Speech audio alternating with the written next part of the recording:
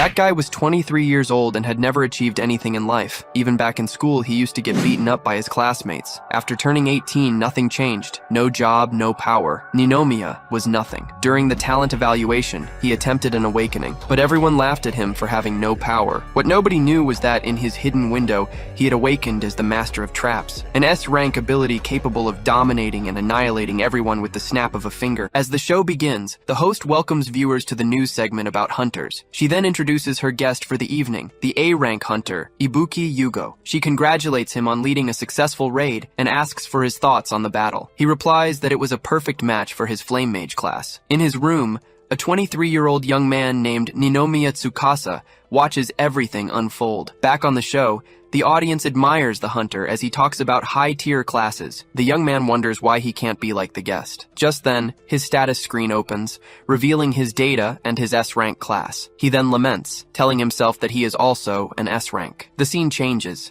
explaining that the world now revolved around dungeons. Portals had simply appeared across the globe, leading to completely unknown territories. Inside the dungeons, dangerous traps and fierce monsters blocked everyone's path. But mysterious items, beyond human comprehension, also lay dormant inside. There was an elixir that could instantly heal any wound. There were also dragon horns that were much harder than diamonds. Those who obtained these items gained immense wealth and power. At the same time, people began to awaken to so-called classes. Upon awakening, their physical abilities improved, and they could use new techniques. Returning with loot from the dungeons, these people were called hunters. An economy based on an extreme hunter meritocracy then emerged.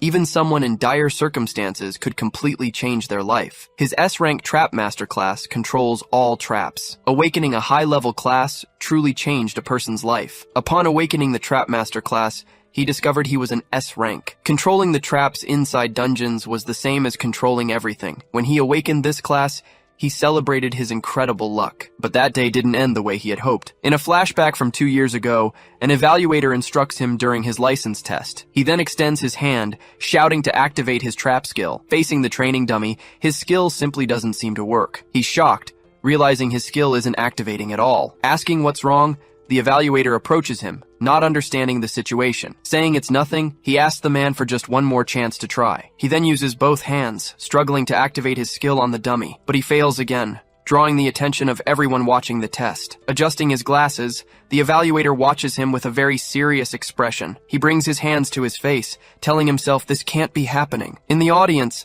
everyone starts to mock and laugh at the young man's embarrassing situation. The evaluator then asks what he's doing and shows him his own status screen. It explains that the skill activates pre-existing traps inside dungeons. He then realizes his ability can only work inside a real dungeon. After hearing the explanation, the evaluator just stands there, staring at him in silence. The man says that some people fake their ranks or confuse delusions with reality. Shouting, he says he's a real S rank and points to his status screen. But the evaluator explains that no one can see another person's status window. He insists on being tested in a dungeon, so they can be sure of his class. But the evaluator refuses, explaining that entry is forbidden without proven combat power. Asking what he should do, he is at a loss for how to prove his strength. The man then says that exploring dungeons wasn't the only job out there, and so he ended up failing to become a real hunter. The alternative job he managed to get was at the Hunter Association. There, in the training room, several hunters were practicing their combat skills. Inside the ring, a man yells at him and charges forward. He then lands a blow to his face,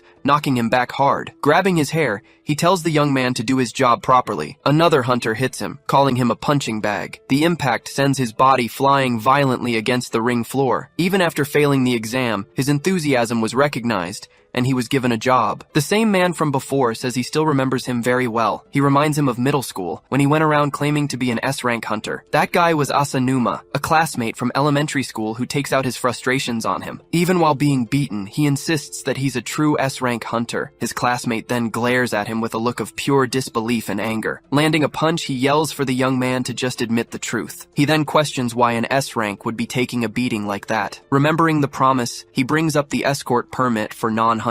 Lying on the ground, he remembers the other man promised to be his sponsor if he could endure it. Annoyed by his insistence, his classmate turns to leave, but he stops for a moment, just watching the young man on the floor. His determined gaze doesn't waver, staying focused on his main goal. Saying he understands the obsession, he finally seems to agree to the request. With a smirk, he says he'll give him one last final test. Outside, he asks what kind of final test it would be. Replying that it's simple, he approaches with his hand in his pocket. Showing the signed permit, he says the test is to take it from him. Even though he's injured, he just stares at the paper in front of him, but to get the document, he'll have to endure beatings from the others. He recognizes the guys who used to torment him with Asanuma, but he accepts the condition. Saying he has no choice, he faces the group to earn his way into the dungeon. Taking many hits, he remains standing while they yell at him to fall. Noticing his persistence, his classmate comments that he really wants to go to the dungeon. Showing the paper, he says that if the kid is that determined, then he states that for that very reason, he can't let him go. His eyes widen as he watches the paper being torn up right in front of him. He says that trash shouldn't have hope, and that he would crush that feeling. Gritting his teeth, he can't say a single word after hearing that. Screaming Asanuma's name,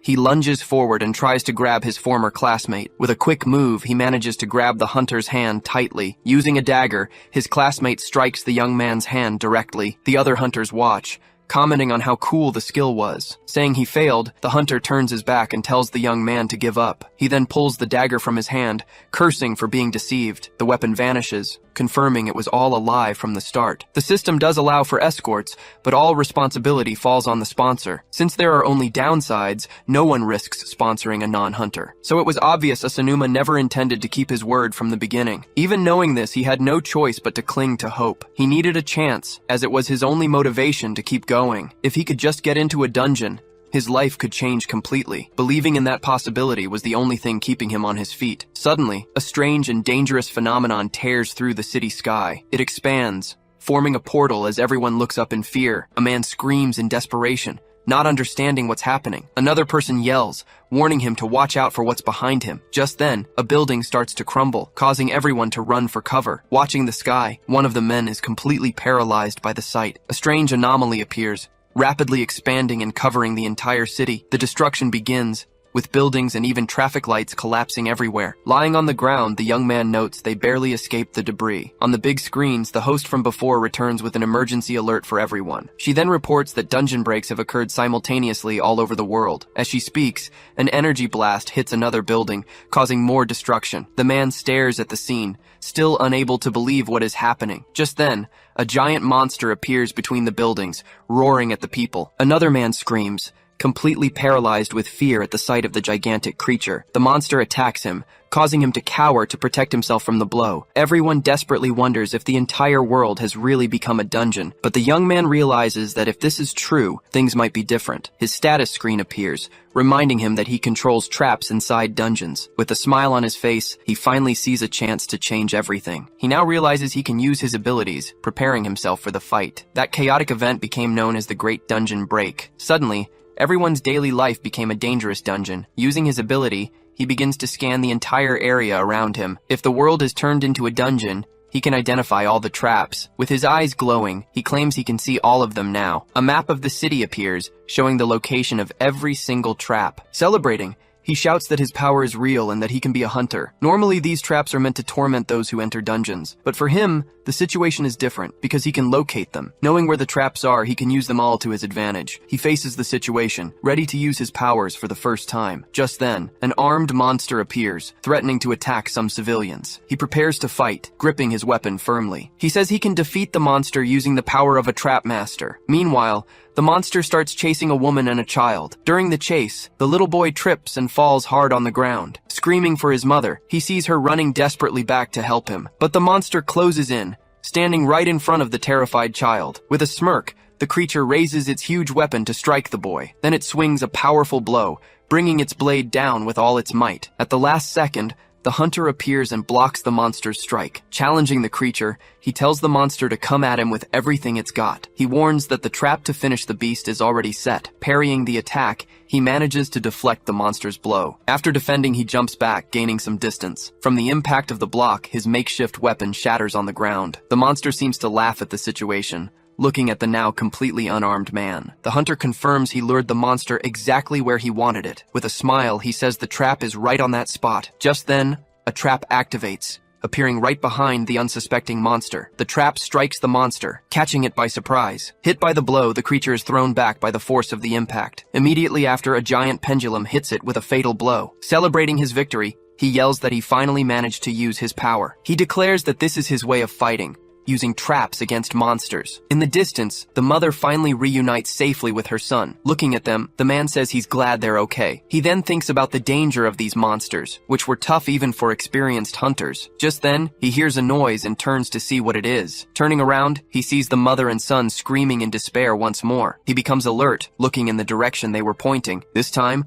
a group of monsters appears, and he says he's out of time. To handle the situation, the young man decides to use his special ability. Shouting, "Trap activation," he raises his arm towards the monsters. Then, several traps appear simultaneously around all the monsters. He raises his hand and activates another trap, hitting one of the monsters head-on. The remaining monsters are trapped in spheres that appear out of nowhere around them. By consuming magical power, he can activate the traps without touching them directly. With the trap activated, a shower of rocks crushes all the remaining monsters. After the battle, a notification appears, showing he is leveled up to 2. His trap activation skill is now 1 level stronger. Being an S rank, he realizes he can learn new skills and grow stronger. The people ask if he was the one who made the rocks fall from the sky. Asking for help, they want to know where they should flee to be safe. He says the priority is to find a safe area, even though he's not a hunter. Inside every dungeon, there is a safe zone, with no traps or monsters nearby. But to locate this area, a large search party is usually needed. The man says they have no way to organize a search party now. Saying it's simple for him, the young man touches the ground with his hand. Using his trap scan, he prepares to find the safe zone. Since he can detect traps, a place with none of them is a safe area. With his eyes glowing,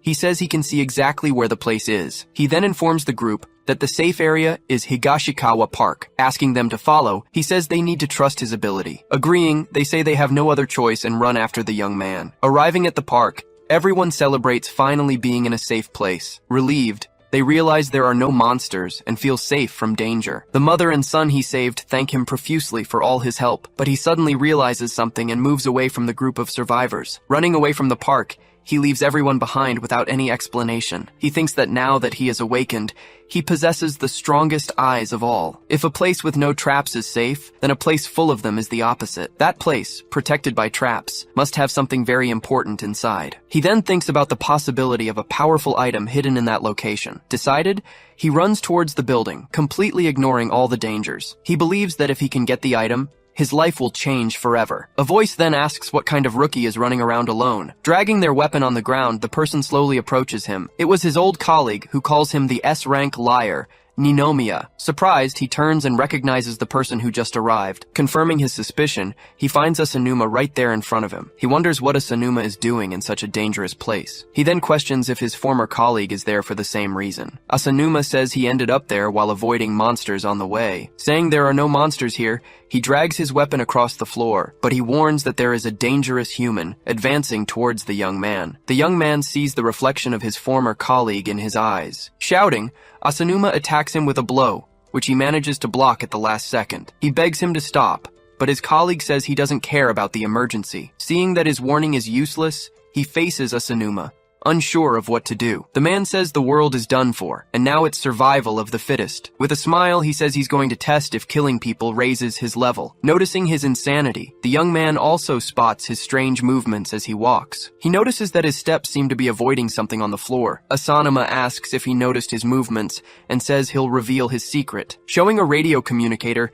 he reveals that he's safe thanks to that device. He realizes the item is a locator, but not as precise as his own ability. That device was a high-precision luxury item, very rare to find. Asanuma says he just got it by looting an equipment store during the chaos. Shouting that he knows the location of all the traps, he says he isn't afraid. Determined, he decides to catch him off guard using his forced trap activation skill. He then focuses on the trap right above his opponent's head. Yelling to activate the trap, a magic circle suddenly appears on the floor. Looking up, Asanuma realizes the ceiling trap was unexpectedly activated. With the trap activated, a shower of steel rains down on him with full force. Positioned for combat, he watches the result of his newly used skill. With a smile, he believes he's finally managed to hit his old schoolmate. He then approaches the fallen body, hoping the fight is over. But suddenly, he realizes his opponent is getting up from the ground. Asking what that was, Asanuma calls the trap a pathetic attack. He then realizes the young man really does have a trap activation skill. He then notices his opponent has some kind of invisible guard protecting him. That defense device creates a special barrier that protects the hunter's body. With a smile, Asanuma asks if he hadn't warned him about his looting before. He then reveals that he also looted the invisible guard from the equipment store. Shouting, he says that with both items, he can join the elite hunters. Saying he's on another level, he charges forward to attack the young man with everything he's got. He then lands a powerful blow, hitting the young man right in the stomach. The impact sends the young man's body flying backward, crashing hard. Asanuma looks down at him on the floor, asking if he caught him off guard. He says he always teaches him the same thing during their training. First, you land a blow to make them crawl, and then you strike again. Shouting, he says the fools at the association will see his power. With an insane look, he declares that this is the beginning of his legend. On the ground, the young man just stares, watching his former colleague approach him. But he dodges and lands a precise blow to his opponent's face. Complaining, he says he was always treated badly for being just a D-rank hunter. Shouting, he claims his power isn't limited to that, and that he can show more. Realizing he's going to get beaten like this, he knows he has to do something fast. Preparing a counterattack, his hand charges with energy to use a new skill. Then he points his hand and uses the trap activation on his opponent directly. Seeing the trap appear, Asanuma just laughs and says it was too obvious. He then destroys the trap with a single blow, shouting that he'll get even stronger. His plan is to get stronger by taking more rare items from high-level dungeons. Desperate, the young man tries to activate another trap to hit his opponent, but he dodges them all, saying he'll kill everyone who looked down on him before. He realizes it's useless, as the trap locator helps him dodge. Even if he landed a hit, he remembers the invisible guard would protect him from fatal blows. Facing his opponent, he feels completely out of options to win the fight. Just then, a status window appears before him, indicating a major change. It said that he had gained a new skill from using his old one so much. He understands he got the skill by using the technique repeatedly, and wonders what it is. The new skill is called Trap Creation, which creates new traps with mana. Shocked, he realizes he can generate traps and might be able to win the fight, but Asanuma interrupts him, calling him human trash with an angry shout. Seeing his stance, he asks what kind of strange position that is for a fight. His hand glows with energy as Asanuma reminds him about the first blow. Shouting, he says he'll give him what he deserves with his new power. Generating and activating traps on his own, he prepares to use this unknown power. Then he unleashes his new skill, shouting the name of Trap Creation. The new skill creates a trap, which appears right in front of his opponent. He asks why there's a trap there, saying it's impossible. He didn't detect anything, so the trap hits him head on. Hit by the trap, his body is thrown back by the impact. With a smile, the young man celebrates that his new skill actually worked. He explains that with trap creation, he can create a trap in an empty space. Now he's sure that with this skill he can finally win the fight, but Asanuma doesn't believe a piece of trash like him could create traps out of thin air. He says he's not like Asanuma because he's an S-rank trap master. With a smile, he says that's why he can use this kind of power. Then he uses trap creation again, unleashing the skill with full force. A magic circle appears and traps Asanuma, who is left stunned by the attack. A trap falls from the ceiling, hitting his opponent square on the head. Confused, he wonders why a bucket just fell on his head out of nowhere. The young man realizes that with his current power, this is all he can manage. Creating larger and more lethal traps seem to require much more magical power. Laughing, Asanuma asks if that pathetic bucket was the limit of his power. He then explains that the goal wasn't to hit him with the bucket, but something else. Confused, his opponent looks at the ground, trying to understand what he meant. At that moment, a trap activates and he realizes what's happening. He understands that there was already a trap there right under his feet. With this, he realizes the bucket was just bait to lure him in. Completely surprised, he stands frozen as the trap prepares to strike. A giant saw then erupts from the ground, advancing rapidly toward him. Screaming in pain, he tries to protect himself from the spinning blade's blow. He manages to stop the saw, but he's pushed back by the force. The impact throws him off balance, and he ends up being flung far away. Fallen on the ground, he feels the hit but can't get up in time. Another trap then activates, this time appearing right behind his back. With a cry of pain, he is hit by a wall of needles. The invisible shield begins to crack, showing it won't hold for much longer. He complains about being hit by another trap and tries to run, but he realizes that if this continues, his invisible shield will break. With a look of despair, he tries to flee, but it's too late. Running, he sees another trap right in front of him, blocking his path. From the ground, an electric fence appears and strikes him. He tries to steady himself, but his feet seem to be stuck to the ground. Realizing he's at his limit, he knows he can't take another hit. But another trap is activated, trapping trapping him completely in place. A chain with a sharp tip advances quickly toward him to attack. The chain binds him, sealing his movements and leaving him completely immobilized. Surprised, he sees there's yet another trap, but he can't escape. The young man says that place contains a very dangerous trap combo. It's a mechanism that activates several traps in sequence to defeat tough intruders. Then he says that this is the finale of the activated trap combo. A giant ballista appears, aiming directly at the completely paralyzed hunter. Screaming for help, he says he doesn't want to die and begs for someone to save him. The trap then fires,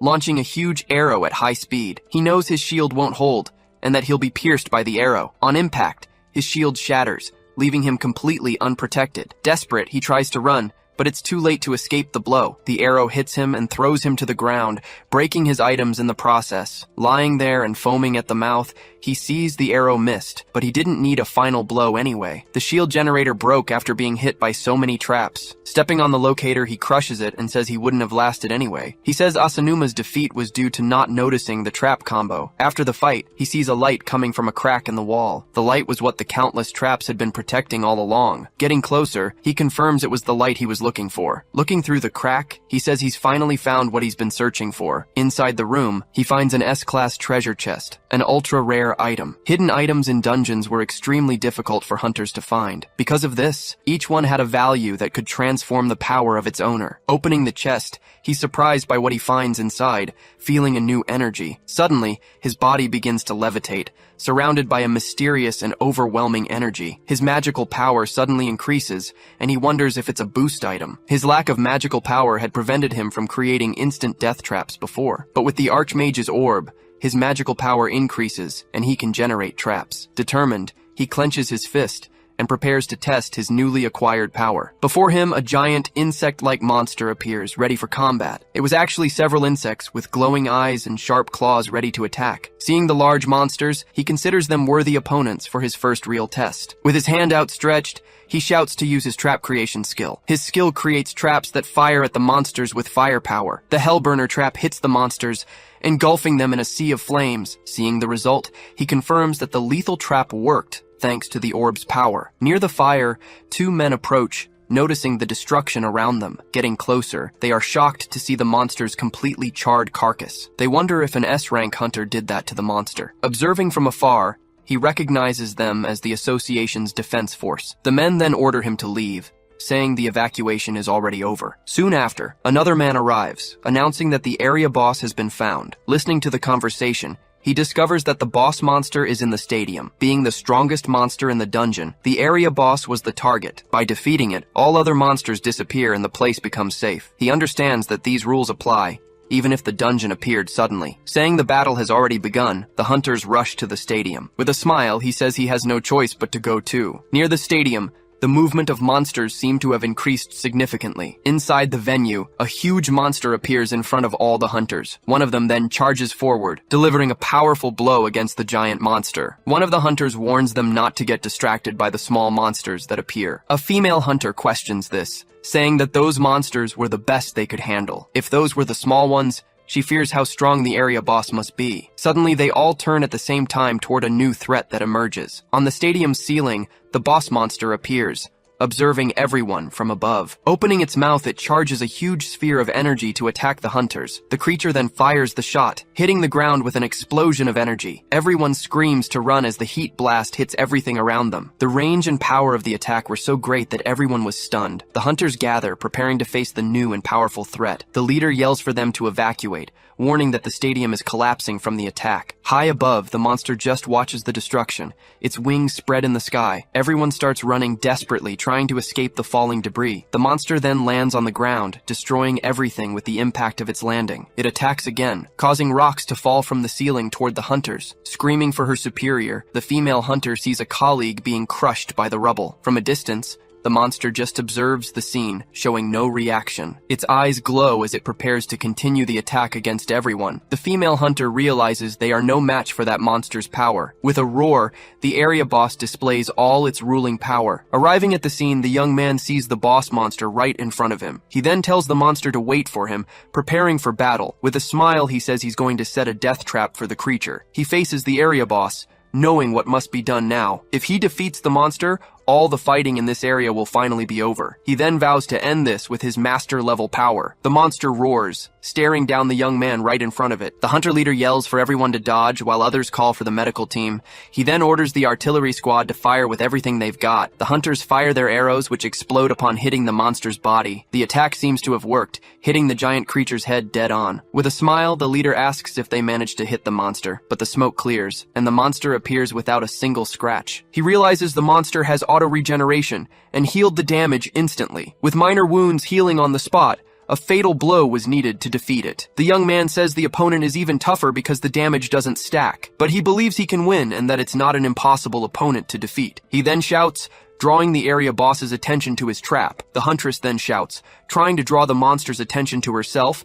and offering herself as a target. Even feeling useless in the fight, she's willing to be a decoy to help, but the monster ignores her and charges its attack, aiming right at her. Thinking her end has come, she just closes her eyes, waiting for the blow. Suddenly she wakes up in a different place, not understanding what happened. Opening her eyes, she sees the young man saved her and is carrying her in his arms. Startled, she asks where they are, noticing the magic circle on the ground. He explains he saved her with a teleportation trap just in time. This trap was dangerous because it could teleport to an unintentional location, but when manipulated, it could be used for rescues as a non-offensive trap. Asking who he is, she doesn't understand how he used a trap. Saying there's no time, he asks her to use her radio to send a warning. He tells her to say a hunter is going to fight the boss alone. Surprised, she questions what he's saying about taking the monster to the city, but he says the evacuation is complete and leaves, leaving the huntress behind. The huntress is left confused by his attitude, just watching him go. The monster slams its tail on the ground, showing its strength to the hunters. With a roar, it prepares to attack the hunters who were there. One of the hunters runs to help his colleague,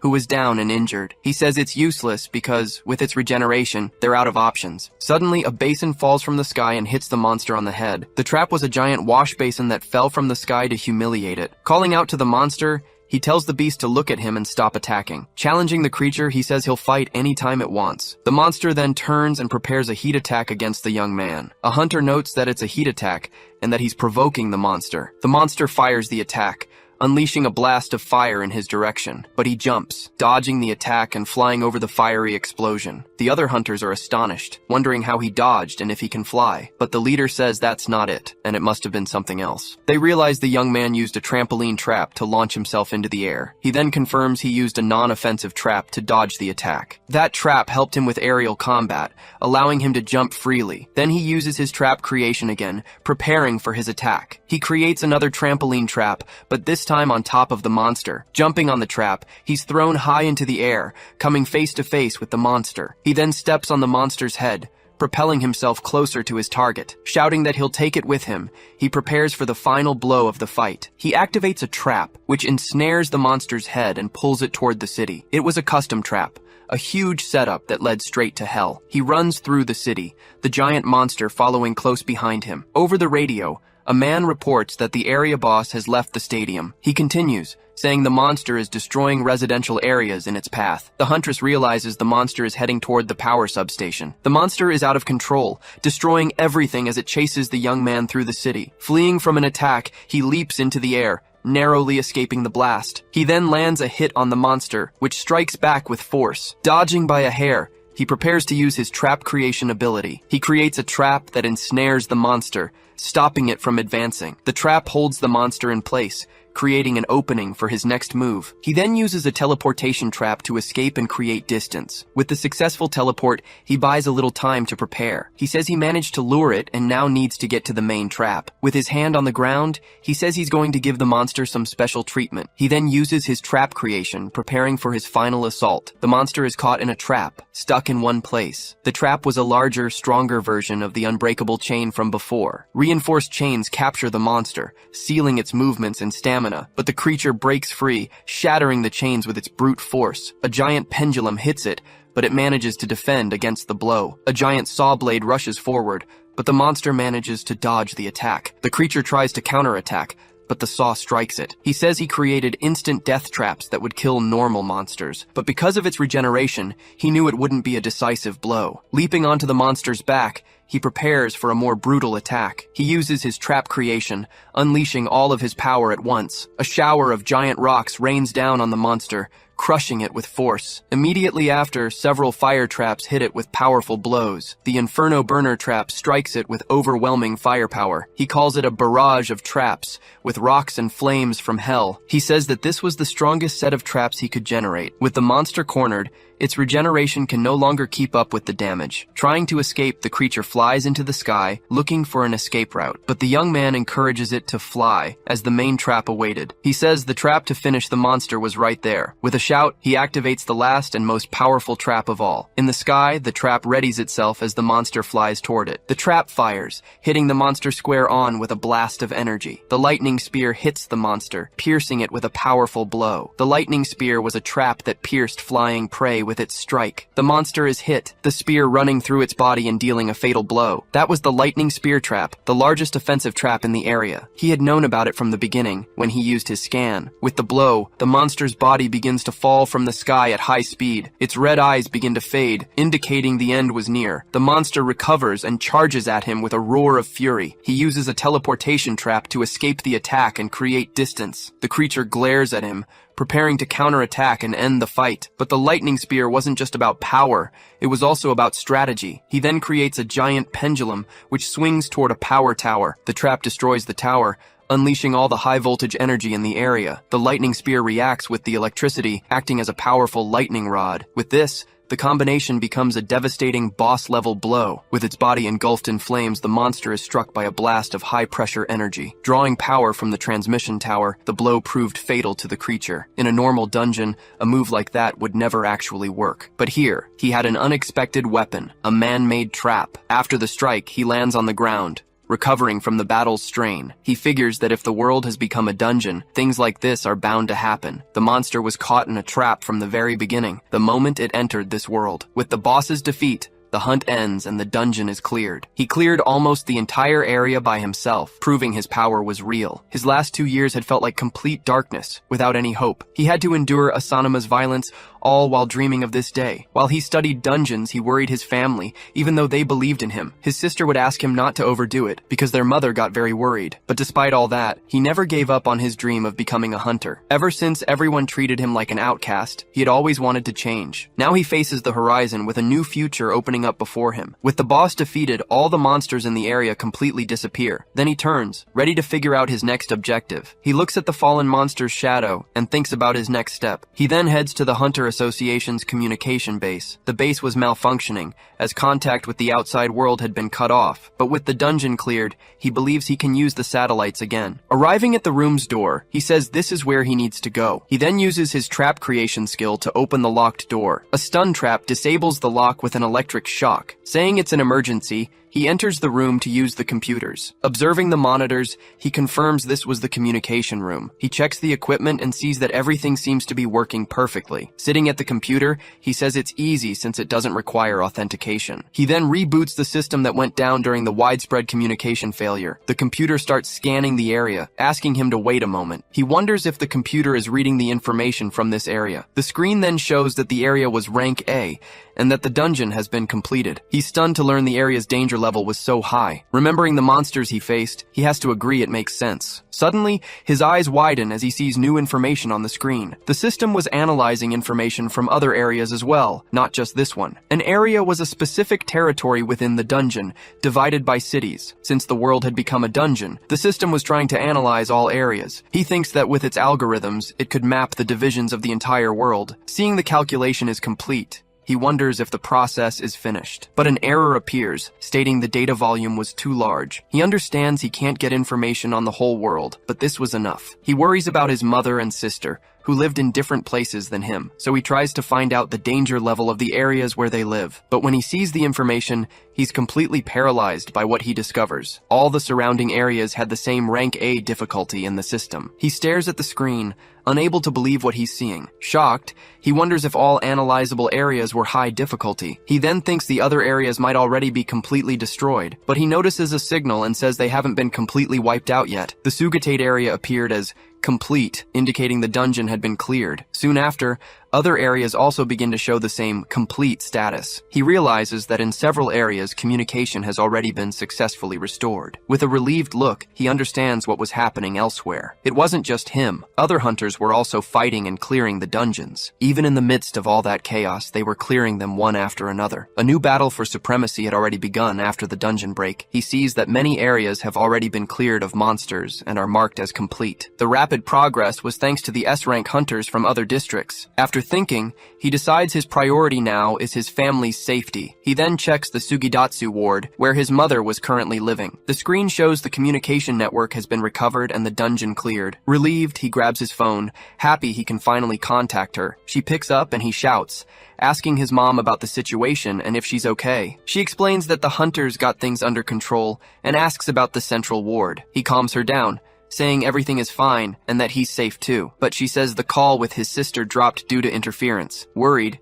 he falls silent, trying to think of what to do next. He then tells his mom not to move and that he's on his way. Knowing his mother was safe, he now worried about his sister, Shiori. He then searches the computer for the West Ward, where she should be. The screen shows that the West Ward's dungeon has not been cleared yet. He sees a special report from the local hunters about the situation. The report says they've taken control, even though the boss is still active. Suddenly the screen starts to flicker, drawing his attention to a new message. A man appears and says they are no longer pawns of the association. He realizes it's not a broadcast from headquarters and that the signal has been hacked. The man then declares the foundation of an independent nation in the West Ward. Shocked, he realizes his sister's district has suddenly declared independence. A noise startles him, and he turns around, realizing he's not alone. The control room's lock has been broken, and intruders are coming. With no time to gather more information, he uses his trap creation skill to escape. On the building's roof, he creates a trap, preparing to flee. A teleportation trap appears, glowing with purple energy on the ground. The trap flings him to a random location,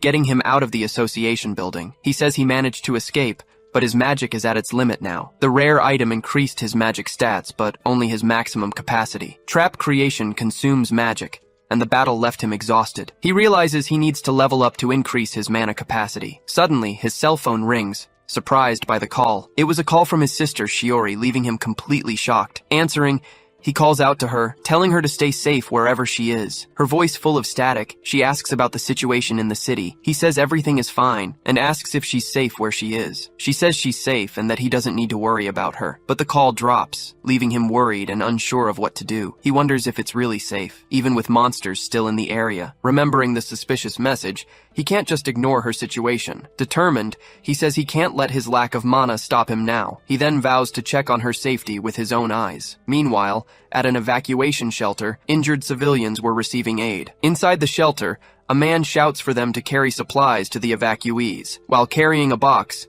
he notices that some mana potions are missing. Meanwhile, the young man drinks one of the potions to recover his energy. He says he just borrowed it, but he'll make up for it by working hard to help. After drinking it, he feels his energy returning and feels better. With his mana fully recovered, he won't have to worry for a while, but he's in the central ward, and his sister is in the west ward. The information from the base said the dungeons along the way haven't been cleared. It will be a dangerous journey, and he wonders if he can cross it alone. If he encounters another boss, his mana might run out mid-fight. To avoid that, he needs to level up and increase his mana capacity. He then decides he'll push forward, leveling up along the way. Arriving at the Kawabi ward area, he prepares for his dangerous journey. With one step, he enters the dungeon, ready for his first mission. The dungeon traversal mission finally begins as he enters the area. The once peaceful world became a dungeon filled with dangerous areas. Even if peace returns, a new boss appears, and the battle continues. This was an area where monsters could appear at any moment, but he sees someone coming who looks like a hunter. The men ask if he has any rare items,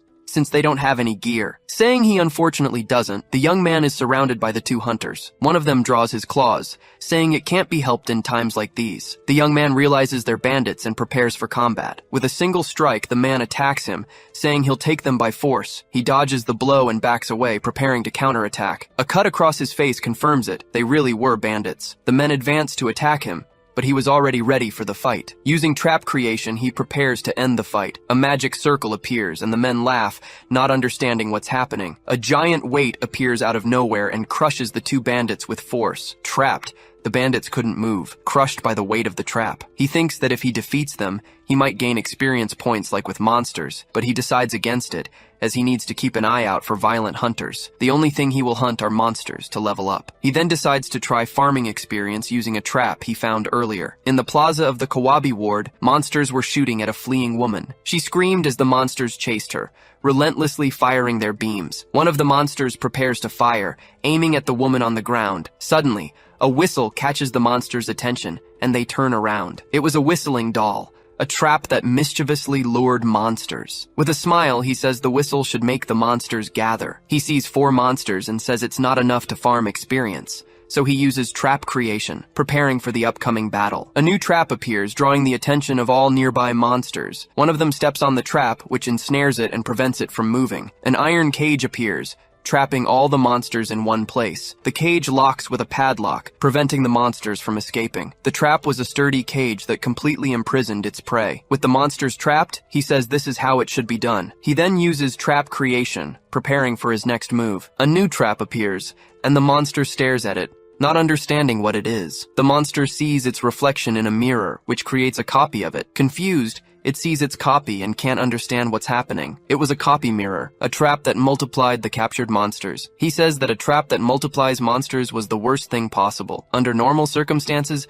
it was a trap no one would want to encounter. But inside the cage, he says it didn't matter, and that they could multiply. He then shouts for the monsters to multiply until they fill the cage. The more monsters he defeats, the more experience he'll gain. With a smile, he says he'll defeat them all at once and become stronger. The cage fills with monsters, piling on top of each other. With the cage full, he prepares the final setup for his trap. He then uses trap creation, unleashing all his power at once. A new trap appears and the monsters stare at it, not understanding what it is. Trapped, they can only watch as the trap approaches, unable to escape. A giant weight appears out of nowhere and crushes all the monsters in the cage. With a smile, he says he caught them with one final trap combo. He calls his creation the Experience Cube for farming monsters all at once. With hundreds of monsters defeated, his experience skyrockets. A level up notification appears, showing he has become much stronger. Surprised, he sees he has gained a new skill with the level up. The new skill was Trap Domination, which allowed him to control trapped monsters. Shocked, he wonders what this Trap Domination skill he just got is. The screen explains that the skill allows him to subjugate trap-type monsters. Shocked, he wonders if it's a skill that lets him make monsters his allies. Suddenly, he notices a noise and sees a monster approaching. He realizes a monster survived the attack and that this was the perfect time. With a smile, he wonders if he should test his new skill now. He then creates a magic circle, preparing to use Trap Domination. Shouting the skill's name, he casts it at the surviving monster. The skill hits the monster, but it seems to have no effect on the creature. He realizes the skill bounced off and wasn't working as it should. The status screen explains that the skill only works on trap-type monsters. Understanding the reason for the failure, he says using the skill would be a waste. He then uses Trap Creation, making a sword to finish off the monster. With his level ups complete, he needs to investigate the area and move on. He says he's been putting it off, but now it's time to do it. He then places his hand on the ground, preparing to use his skill. Using Trap Scan, he searches for any pre-existing traps in the area. He then wonders what's going on here and where the dangers are. The scan reveals a spot where traps are densely packed together. Looking further in, he discovers an underground passage several miles long. Surprised, he wonders how something like this could exist beneath the city. Recovering from the shock, he stands up, understanding what this meant. Determined, he says he has no choice. He has to go to the museum. He then starts walking through the forest, heading toward his objective. He hides behind a tree, observing the area carefully. He stays alert, sensing that something is strange about this place. He finds a lake in the middle of the forest and is surprised by its size. He wonders where the museum could be, looking around the forest. Suddenly, he finds the building, which was hidden among the trees. He thinks about the underground passage and how his instincts might be right about it. As the doors open, he enters the museum, ready for whatever comes next. The place was full of traps, and he needed to move carefully. Moving forward, he had to make sure he didn't get caught by any of them. Suddenly, he sees a chest and notes how obvious the monster is. He then uses Trap Domination, aiming at the chest. The skill works, and the chest reveals itself to be a disguised monster. With a smile, he confirms the skill worked and that it was a monster. He confirms it was a mimic, a monster disguised as a treasure chest. The mimic's existence was a trap, a different kind of monster. He already knew about the monster-type trap since he scanned the area. The domination was a success, and the monster would become his new ally. A green light appears on the monster's forehead, indicating the skill worked, but suddenly, the monster attacks him, catching him completely by surprise. Surprised, he wonders if the skill didn't work as he expected. With his guard down, he's hit by the attack and thrown back. He falls to the ground, feeling the impact of the monster's blow. He feels the hit, but the monster approaches and starts to act differently. With a new appearance, the creature shows itself to be friendly and docile toward him. Confused, he sees the monster clinging to him and doesn't understand what happened. He then wonders if the creature is now attached to him. The monster's eyes glow, showing it was happy to see its new master. He stares at the monster, still unable to believe what was happening. Despite it being scary, he confirms that the domination worked as it should. Confirming the new skill, he prepares to head to the underground passage. Descending the stairs, he enters the passage, with the monster following close behind. He says the passage didn't originally exist, and that it was created with the dungeon. Whenever a space like this is created, it always has some kind of purpose. The path was made to bypass the monsters and cross the area in one go. He hopes his theory is right, and that he isn't completely wrong. He knows this quicker route is full of dangers. Looking at the monster, he says he should give it a proper name. With a smile, he decides the monster's name will be Mimi. The monster seems to like the name, showing a happy expression on its face. Surprised, he asks if the creature is really happy to have a name. He then tells Mimi to get ready, as the journey ahead will be dangerous. With a nod, the monster confirms it will help, ready for anything. He tells it not to worry, and that they can go together. Opening the door, he braces himself for whatever is on the other side. On the other side, a mysterious and dark figure appears, watching the door. It was a creature in dark armor, emanating a powerful and dangerous aura. Inside a dark hallway, a torch on the wall lights the way. Reaching a large hall, he faces a huge statue of a knight. He then confirms his objective is the door right behind the statue. As he walks through the area, a small chest follows him the whole way. Passing by the statue, he keeps walking toward the exit. With a focused gaze, he stays completely alert for any suspicious movement. Just then, the statue comes to life, raising its sword for a surprise attack. Seeing the danger, he holds out his hand and prepares a defensive skill. Casting his magic, a barrier is created to block the statue's strike. Even with the barrier, the monster prepares to attack with full force. Then the creature strikes, shattering his barrier to pieces. He says he already figured it was a trap monster that activates on approach. His scanning skill had already detected a very dangerous monster. That's why he got closer, intentionally activating the statue's transformation. But something suddenly happens, making him look back quickly. Turning around quickly,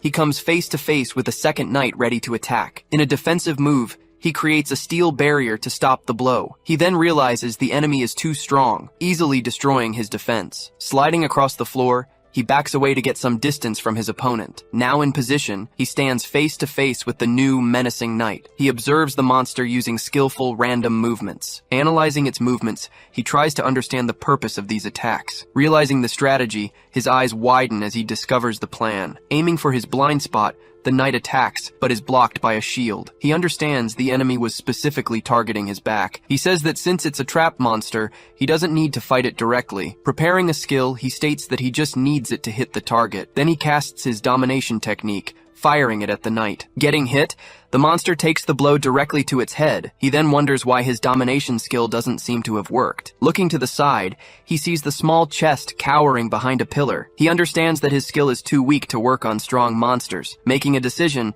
he prepares to put a new plan into action. Saying he'll keep attacking, he believes it will work eventually. Dodging the blows, he fires his skill at the knight's tracks. Running, he says that landing the first hit was just a lucky shot. He focuses on reading its movement patterns to land the skill. Pausing for a moment, he tries to think of a way to counterattack. Placing his hand on the floor, he says he's going to create a trap. He then activates the trap creation, waiting for the monster to approach. The knight appears right behind him, preparing for a surprise attack. With its sword raised, the creature prepares to deliver the final blow. At that moment, a trap unleashes a huge amount of water on the knight. Completely drenched, the monster stands still for a brief moment. Right after, it charges with a strike, but the young man manages to dodge. Bracing himself on the floor, he prepares for the knight's next assault. He then asks if the monster got angry at his prank trap. Moving quickly, the knight charges forward to launch a new attack against him. He says that thanks to drenching the place, a new strategy has emerged. Water drops now form trails on the floor with the knight's every move. Following the trails in the water, he can now read its movement patterns. Aiming at the monster's path, he casts the trap domination again. Firing the technique, He hits the knight dead on during its rapid movement. Trying to defend itself, the knight uses its sword to block the hit. He shouts that he won't stop until the skill finally works. He explains that hitting it repeatedly will make the skill's effect stack. Casting the domination once more, he continues to stack the effect on the monster. With the power accumulating, he says the effect will eventually take hold. He shouts that he's going to turn this high-level monster into his ally. Meanwhile, the chest hides and mimics the casting of the skill. Breathing heavily, he faces the knight, which now seems to be slowly drying off. He says his mana is running out and he can only use the domination one more time. He then wonders if he can capture it in his taming trap. Taking a quick step, the knight advances for what looks like the final attack. He then says he'll bet everything on this last decisive blow. Shouting for it to work, he prepares his skill with all his remaining strength. Using everything he has, he fires the trap domination one last time. With one last effort, he unleashes the skill, sending it rocketing towards the ceiling. After the attack,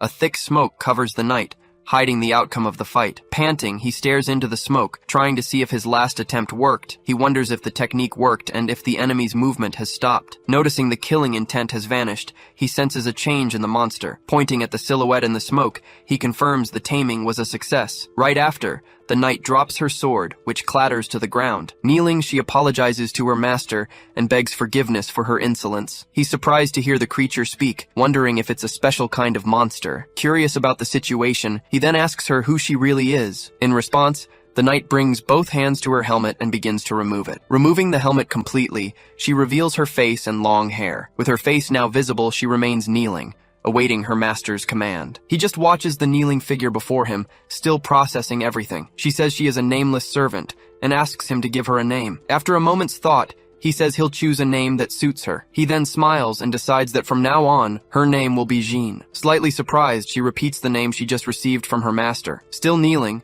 she thanks him and asks him to call her by that name. At that moment, the small chest suddenly appears between them in the hall. The chest lets out a shriek, clearly furious about the situation. Charging at Jean, the little monster seems to try and intimidate her with a leap. Jean says the chest is her senior and that she will dedicate herself to her post. Watching the scene, he wonders if there's a hierarchy among the monsters. He says it's not the time for this, as they need to move on. As he prepares to head for the exit, Jean asks him to wait. She warns him that the battle against the area boss is about to begin. He's shocked when she says the boss of the next room has awakened. She then reveals herself as the gatekeeper, explaining her true function. She explains that her transformation triggered the area boss's awakening. She says the battle is unavoidable if they want to leave this dangerous place. Surprised, he asks if the fight with the area boss is mandatory. He then decides they need to go back and use the surface route. At that, Jean warns him that turning back is no longer an option for them, because the door they used can no longer be moved by human strength. Pointing forward, she says the only way is through the boss's chamber. He complains that a fight now is impossible since he's out of mana. Noticing the chest moving,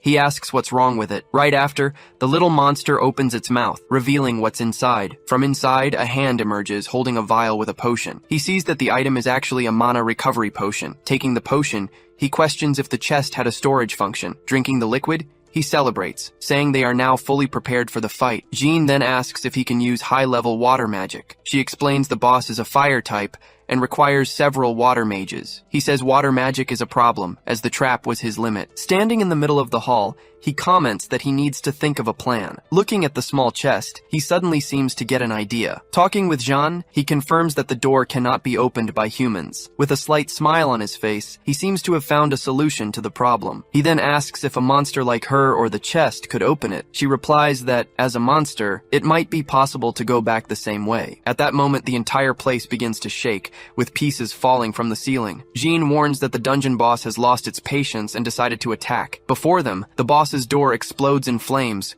revealing its presence. Stepping in front of him, she yells for him to use his defense magic. He then creates a barrier, preparing for the incoming attack. Right after, a massive fire explosion destroys everything around them. Surrounded by flames, he shouts that they have nowhere left to go. Within the fire, the group prepares for the inevitable battle about to begin. Raining fire from the ceiling, the boss's attack begins with full force. He's startled by the power, realizing the hall is crumbling. Creating a larger barrier, he tries to protect everyone from the debris. With the floor destroyed, hot stones scatter everywhere. Then, the floor shatters, revealing a huge magic circle underneath. Landing on the platform, The group now finds themselves in a new location. With a serious look, he braces himself for the real challenge. Before them, he finally sees the imposing area boss. He understands that this monster is the very incarnation of fire. He then realizes that all the rooms were just a path to the boss. Analyzing the situation, he remains alert to the imminent danger. He says they need to move quickly before the floor collapses completely. Turning to the chest, he asks it to start acting on its own. Whispering a plan,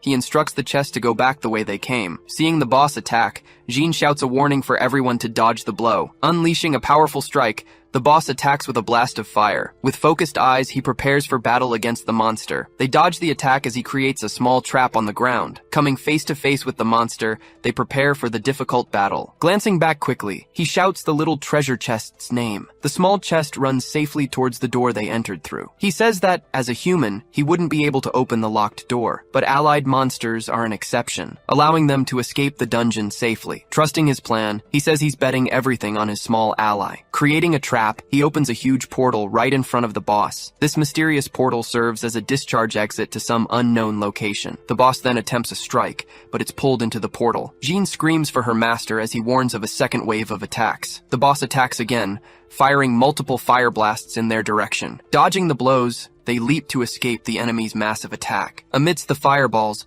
Jean positions herself ready to strike. With a smile, he thanks Jean for all her help. He says he'll stay and act as a decoy, telling her she doesn't need to fight beside him anymore. Ordering her to aim for the left leg, the plan is to seal the boss's movements. Jean replies that she will fulfill her duty, even if it costs her life. Changing scenes, the plan's success depends on the chest following its orders. Remembering the orders, he had told the chest to leave the museum as quickly as possible. After that, it was supposed to run straight through the forest without stopping. Its final destination was the lake at the end of that long path. With a determined look, the small chest prepares to complete its mission. Planting its feet on the ground, the monster prepares for a huge leap. Leaping in front of the moon, it uses all its strength to jump. Back to the fight, the fire boss prepares a powerful energy blast. To defend himself, he creates a massive barrier, blocking the monster's strike. Shouting for Jean, he asks if she's not ready to attack yet. She says she's found an opening, fulfilling her master's request. Dashing forward with speed,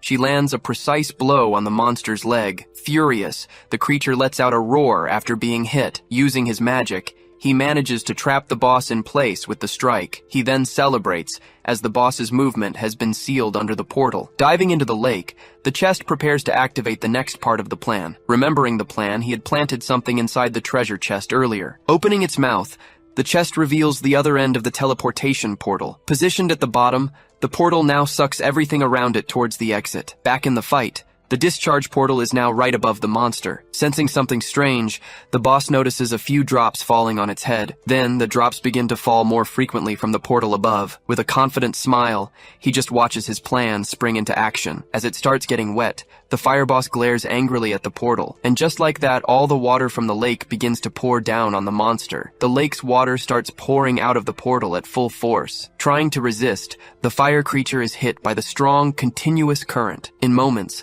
the entire hall is flooded by the massive amount of water. He shouts for Jean to stay back, shielding her from the forming wave. Placing his hand on the ground, he quickly activates his trap creation skill. A huge wall rises from the floor, splitting the powerful current of water. With the prison wall, he blocks the path of the advancing water. He celebrates the success of his attack plan using the warp portals. To defeat the boss, it would take an army of water mages. That's why he sent the chest to the lake, to use its water. The entry portal at the lake connected to the exit portal in the dungeon. Being a fire type, the area boss takes massive damage from the water. Completely soaked, the monster slowly begins to dissolve in the water. Then, an energy core appears right in the middle of the monster's body. Jean yells that the enemy's core has appeared and he must destroy it. Preparing the final blow, he activates his trap creation with his hand. Creating a trap, a magical sword is summoned for the final attack. Flying through the water, the sword surges forward and strikes the monster's core dead on. Upon impact, the boss's body starts to melt and fall apart. The creature then completely collapses behind the wall he created. As the waterfall stops, the monster's body can no longer be seen. A new item then appears and falls to the ground where the boss once stood. Using his skill, he creates a portal to bring the item closer. At that moment, the little chest returns through the portal, looking very tired from its mission. Celebrating their victory, they praise praise the little chest for a job well done. As he thanks the chest, something suddenly starts to emerge from the ground. With a startled cry, the chest jumps back from what appeared. From the boss's remains,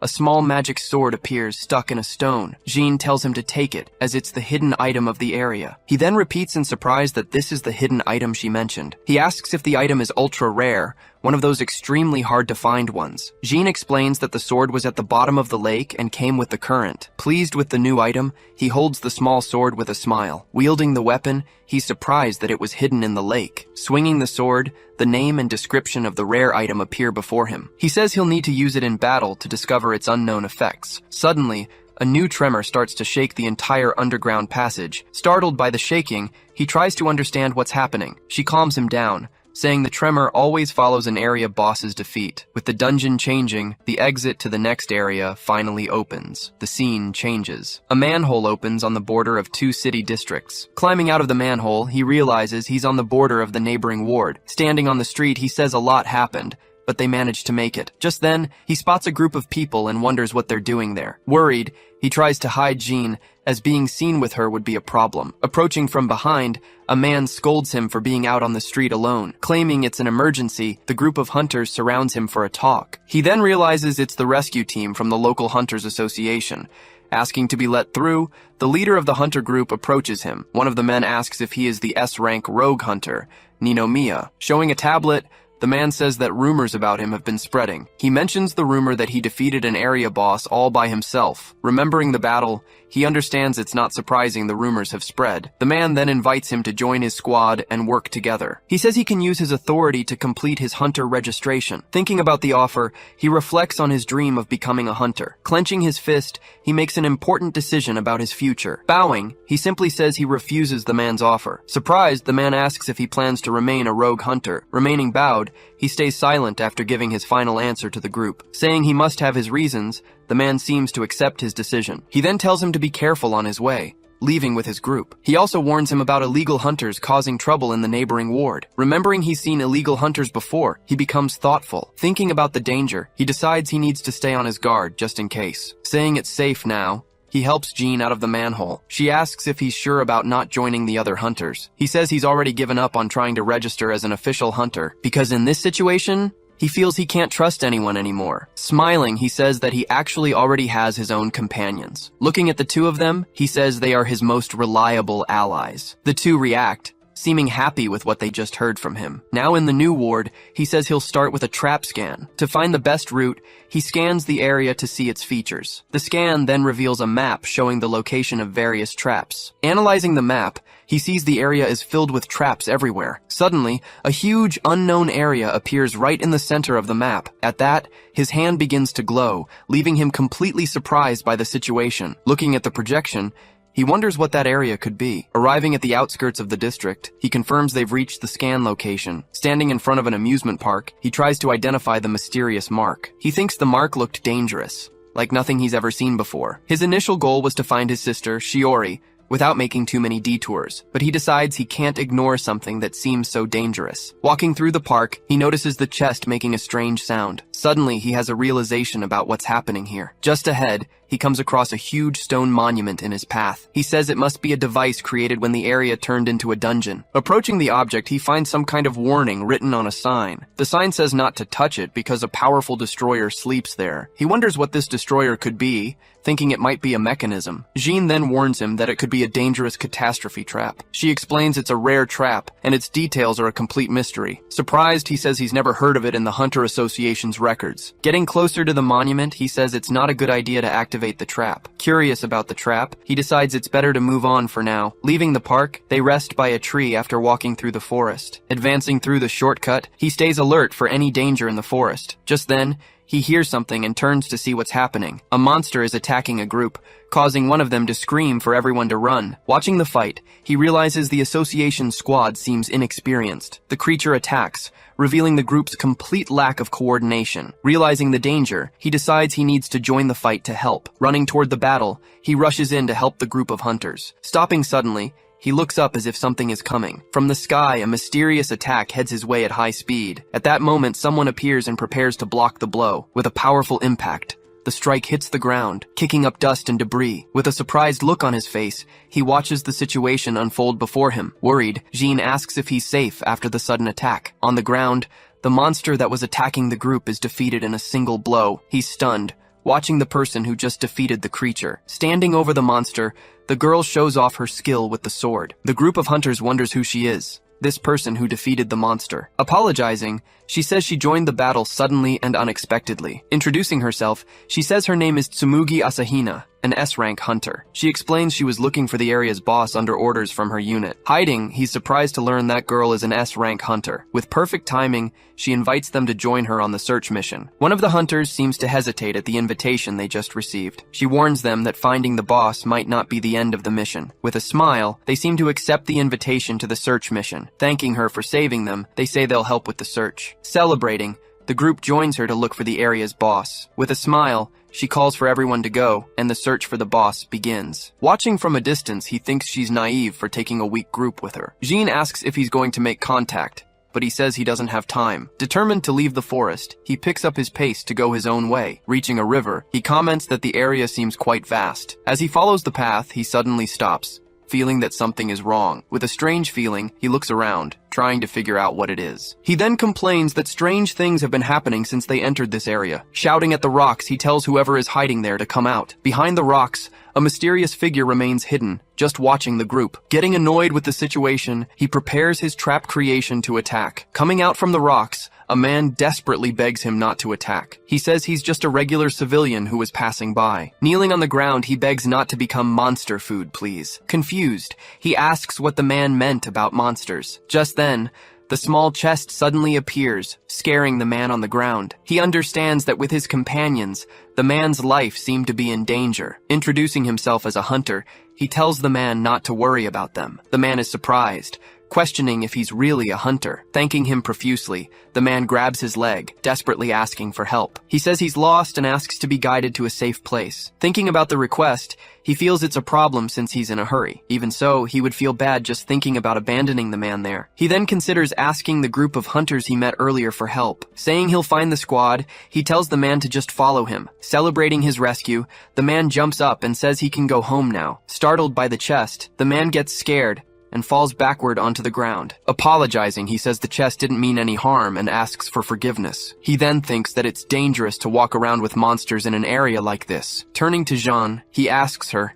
and the chest to wait there. Jean replies that she understands the order, while the man watches their interaction. Calling the man to come along, he guides him onto the forest trail. Relieved, the man says he's safe now that he's found a strong hunter. He then warns him not to let his guard down against the region's monsters. With a strange smile, the man gets ready to do something suspicious. He laughs and asks if the naive hunter is only worried about monsters. Lunging forward suddenly, he attempts a surprise attack from behind. With a blank expression, he activates a trap that protects him from the attack. Surprised, the man sees his strike stopped by a defensive barrier. With a counterattack, the trap hits the man, sending him flying. He says he expected this, as the man was just looking for an opportunity. He says he was warned about malicious illegal hunters in this area. On the ground, the man confirms that he is indeed a bad hunter. Getting up, he prepares to show one of his special skills. He reveals that he stole his sword and asks if he had noticed. Shocked, he can't believe his new rare item was stolen from him. He gets angry and questions how he dared to steal his equipment. The man says he was careless, creating distance between them. He explains that he managed to steal the item using his special skill, because his skill allows him to steal the item with the highest rarity. With a smile, he boasts about his rarity stealing ability. He feels invincible,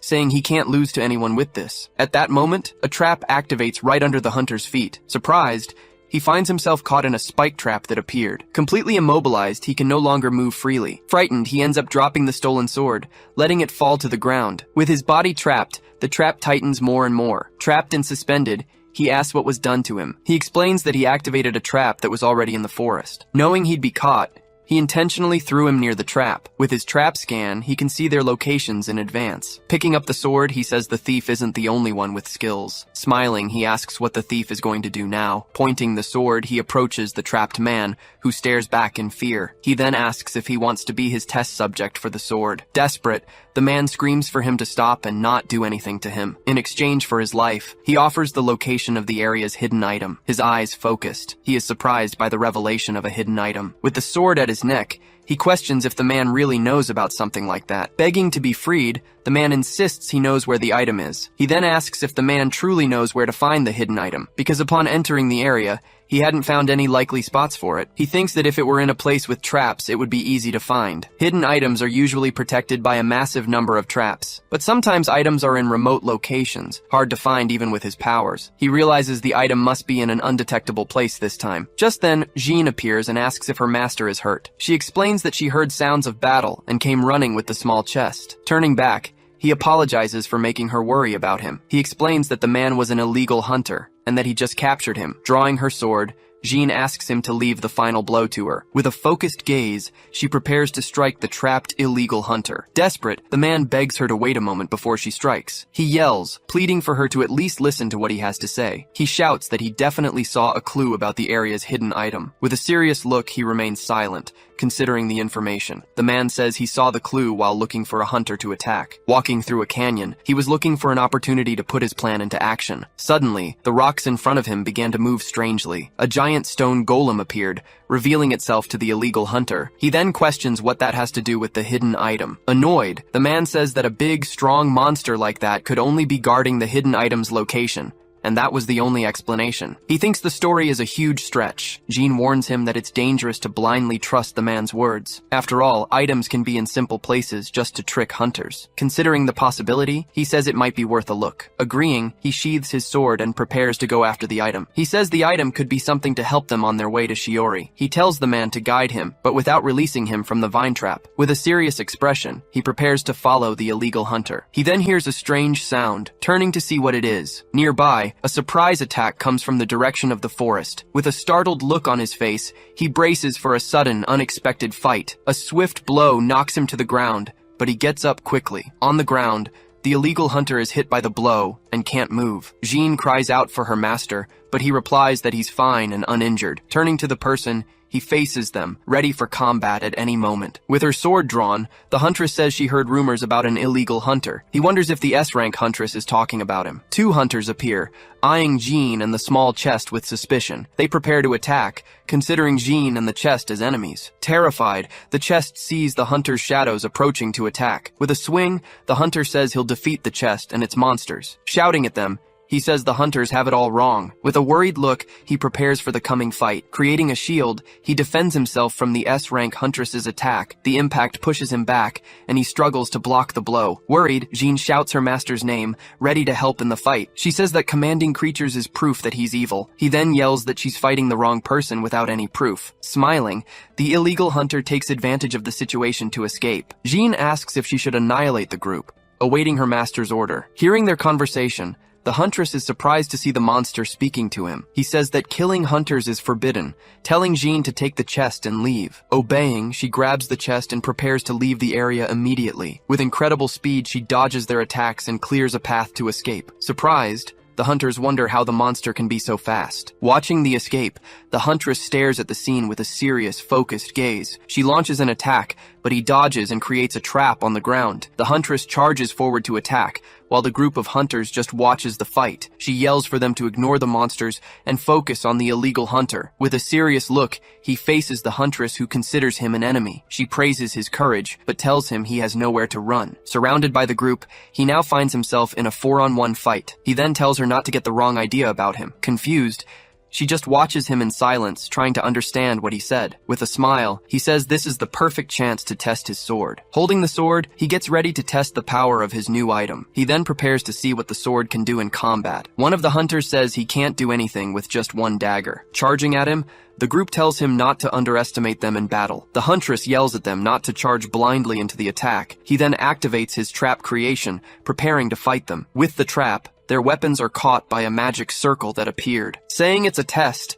he readies his sword for the first strike. With a swift move, he uses the mystical light blade against the group. The strikes hit the group, throwing them back with the force of the impact. She's surprised to see him creating traps so easily and quickly. Wounded, one of the hunters cries out in pain. Fallen on the ground, they wonder what kind of attack hit them. With a frightened look, the hunter looks at his arm and notices something strange. He then yells that it's poison, caused by the strike that hit him. With the sword in hand, he observes the effect of his newly acquired desired item. He realizes the sword's power is to apply status effects to opponents. He says that being ultra rare, this can't be its only effect. With a surprised look, he braces for an unexpected attack. With a quick strike, the huntress lunges at him with her sword. She says she won't let him hurt her companions anymore. With a single blow, she manages to deflect the dagger, knocking it away from him. Surprised, he watches his weapon fly far out of his reach. Using his trap creation, he prepares to retrieve his dagger. He then uses a thread, which attaches to the weapon that was thrown away. With the thread attached, he pulls the dagger back to his hand. With a puppet-like motion, the dagger strikes her from behind, surprising her. As she's hit, she's alarmed by the poison weakening her in combat, but she realizes this time it's not poison, but an ice effect. He then confirms that the dagger can change the attribute of its attacks, because he has every effect at his fingertips with this weapon. With her sword in hand, she prepares to continue the fight against him. She yells that she won't be stopped and will use her most serious skills. Closing her eyes for a moment, she concentrates for the next attack. Gripping the sword tightly, she unleashes a power that begins to glow. Leaping into the air, she uses a skill that launches several energy strikes. Seeing the multiple strikes, he says he can't dodge all of them. Using his dagger, he manages to block one of the strikes coming his way. With the force of the impact, his dagger is knocked far away. With a focused gaze, she watches the dagger fly away from him. Without wasting time, she continues the attack with more energy strikes. He looks up in surprise, seeing his dagger flying far into the sky. In a swift move, her hand catches the dagger in midair. Holding the dagger,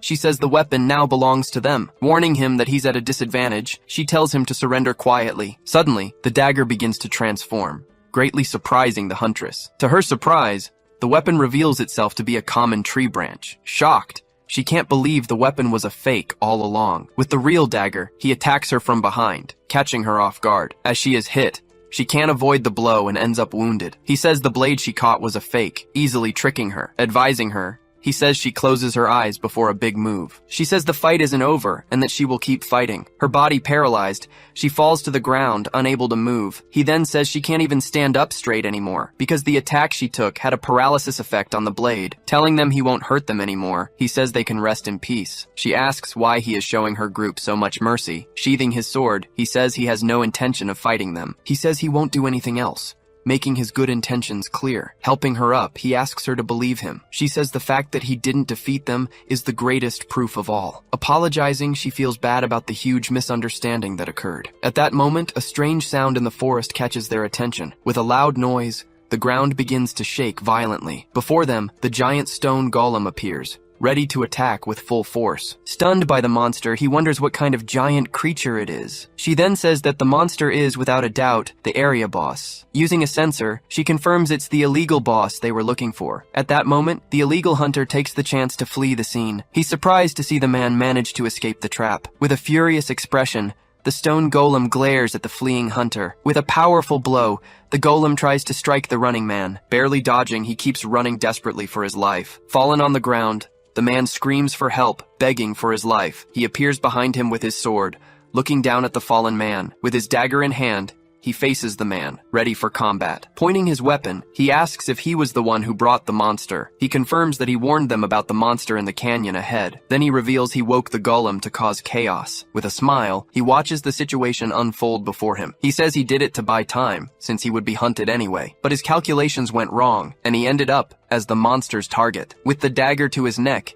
he confirms he knew it was an area boss. Hearing a noise, he turns around and is surprised by what he sees. Face to face with the golem, he prepares for the coming fight. With a powerful strike, the monster throws him far away with all its might. She then yells for everyone to fall back as they can't fight it. One of the hunters shouts that the situation is bad, warning of the danger. On the ground, they realize the monster is now targeting them. Using his trap creation skill, he summons a bucket of water over the golem. Using a trap, he draws the monster's attention to himself. He then shouts at the golem, saying that he is its opponent now. Surprised, the huntress wonders what he's doing in this situation. With a furious face, the stone monster turns in his direction. Smiling, he tells the monster to follow him somewhere further away. He thinks he needs to lure the boss away so the hunters can heal. Running, he looks for an easier place to fight the giant golem. Elsewhere, the chest seems to be having fun by the riverbank. With the chest, Jean tells him not to let his guard down against enemies. She says enemies could be very close, even if it doesn't seem like it. She mentions hearing the sound of crumbling rocks,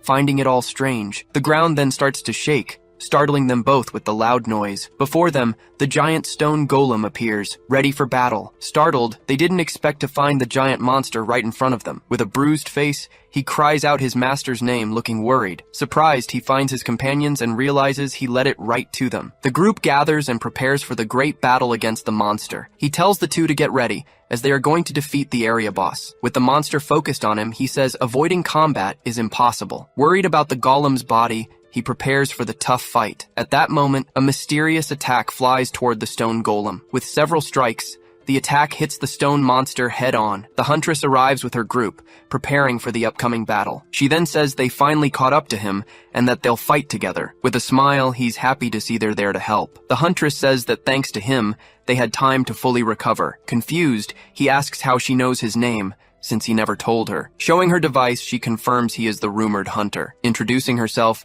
she apologizes for not realizing who he was. She says that with his cooperation, the fight will be much easier. One of the hunters says the boss's defense is too strong for them. He continues, saying the monster didn't take any damage from their attacks. She then asks if he has any plan to defeat the enemy, because someone like him must have a better strategy than theirs. Trusting him, she says they'll bet their lives on this difficult fight. Surprised, he questions if she's serious about risking their lives. He wonders if she's reckless or just a kind-hearted person. With focused eyes, he thinks that they've gained some manpower for the fight. Remembering the sign, he gets an idea to defeat the strong enemy. Turning to the side, she seems to have understood the plan he thought of. The group of hunters agrees to join in, saying they're all in this together. With everyone gathered, he says they need to fight the monster together. With the group assembled, they prepare the trap that will defeat the enemy. He says the operation begins by preparing for the enemy's attack. Turning to Jean, he tells her she needs to move separately from the group. One of the hunters shouts, warning that the monster is coming to attack. The group gets ready. The area boss's attack is coming. With a powerful blow, the golem uses both its hands to strike the group. Using his trap creation, he summons several portals to defend against the blow. Surprised, the huntress didn't expect him to do that so suddenly. With the trap, a shockproof shelter protects everyone from the attack. The hunters are impressed with the defensive skill he just used. Running along the path, Jean moves ahead alone to her assigned destination. One of the hunters asks where the armored monster is going now. He explains that he sent Jean ahead as part of his battle strategy. Luring the boss, the group heads toward the area's amusement park. She then asks him why they're taking the area boss there. He replies that there's a trap there that can crush the stone enemy. With a serious look, he says the trap is their only hope. The monster attacks, but the group barely manages to defend against the blow. He yells for everyone to spread out and deal continuous damage to the enemy. They understand the plan is to use feint attacks to draw its attention. The hunters attack the monster with several strikes from their magical weapons. Two of them use their electric abilities, landing a direct hit on the stone golem. With focused eyes, the golem prepares for a powerful counterattack. One of the hunters attacks with his fire sword, but it has no effect. The golem strikes, hitting the hunter with a blow that sends him flying. The hunter shouts, warning that the enemy's attack hit them first. Creating a trap, he summons a force magnet to move the hunter. Pulled by the magnet, the hunter manages to dodge the monster's blow. He's surprised he dodged the attack without even realizing it. He then tells the group not to worry as he will protect them. They realize he uses traps to provide support in battle. With a firm step, the huntress prepares to attack with full force. She says she'll also give it her all in the fight against the monster. With her secret sword, she readies herself for a powerful and decisive attack. Unleashing her explosive strike, the attack surges toward the stone golem. Taking the hit, the monster feels the full impact of the blow. The golem then counterattacks with a powerful strike aimed at the huntress. He then rushes forward and manages to grab her before she's hit. With a leap, he pulls her out of the giant monster's path. Using his trap creation, he summons a drone to save them from the attack. Holding on to the drone, he narrowly escapes the golem's strike. Flying through the sky, they manage to get away from the dangerous stone monster. He says they'll keep luring the area boss this way, because as long as Jean activates that, their plan will succeed. Running through the park, Jean quickly advances toward her objective. Arriving at the target, she prepares to activate the park's trap. With her sword in hand, she gets ready to trigger the giant mechanism. Shouting for the destroyer to appear, she activates the amusement park's trap. With a strike to the ground, she finally manages to activate the trap's mechanism. Fleeing from the monster, the hunters continue to act as bait for the golem. Tired, One of the hunters says he's about to run out of stamina. Seeing the golem attack, he uses a trap to save the group from the blow. With a portal, he manages to teleport everyone to a safe place. The huntress celebrates, saying they're all safe thanks to his help. He then announces they're almost out of the forest and praises the group. Giving orders to the chest, he tells it to run to the amusement park. With a smoke candle, the chest draws the monster's attention. Flying through the sky, he lures the golem to its final destination. Hanging from the drone, he announces they're almost at the amusement park. He shouts at the boss, telling it to keep following him to the park. Atop the structure, Jean awaits the stone monster's arrival. With the golem approaching, the final trap is ready to be sprung. Attracted by the smoke, the stone golem arrives at the amusement park. With a heavy step, the monster stomps on the ground, shattering everything around it. Following the chest, the golem advances, ready to attack the small monster. At that moment, the chest is hit by one of the giant golem's attacks. With the chest in place, the catastrophe trap is finally activated. With its activation, giant chains are launched toward the stone monster. Being hit, the golem is trapped by the chains, unable to move. With its body immobilized, the monster tries to break free from the chains with its strength. The golem's eyes glow, showing that it has not yet been defeated. With a powerful attack, it manages to break free, throwing the chest far away. With a burst of speed, Jean manages to catch the chest before it hits the ground. Flying with the drone, he asks Jean to protect the small chest. He says they need to weaken the boss more so they can trap it. With his trap creation, he attacks the golem with a rain of fire. Struck by the attack, the monster suffers continuous damage from the flames. With the chest and Jean back,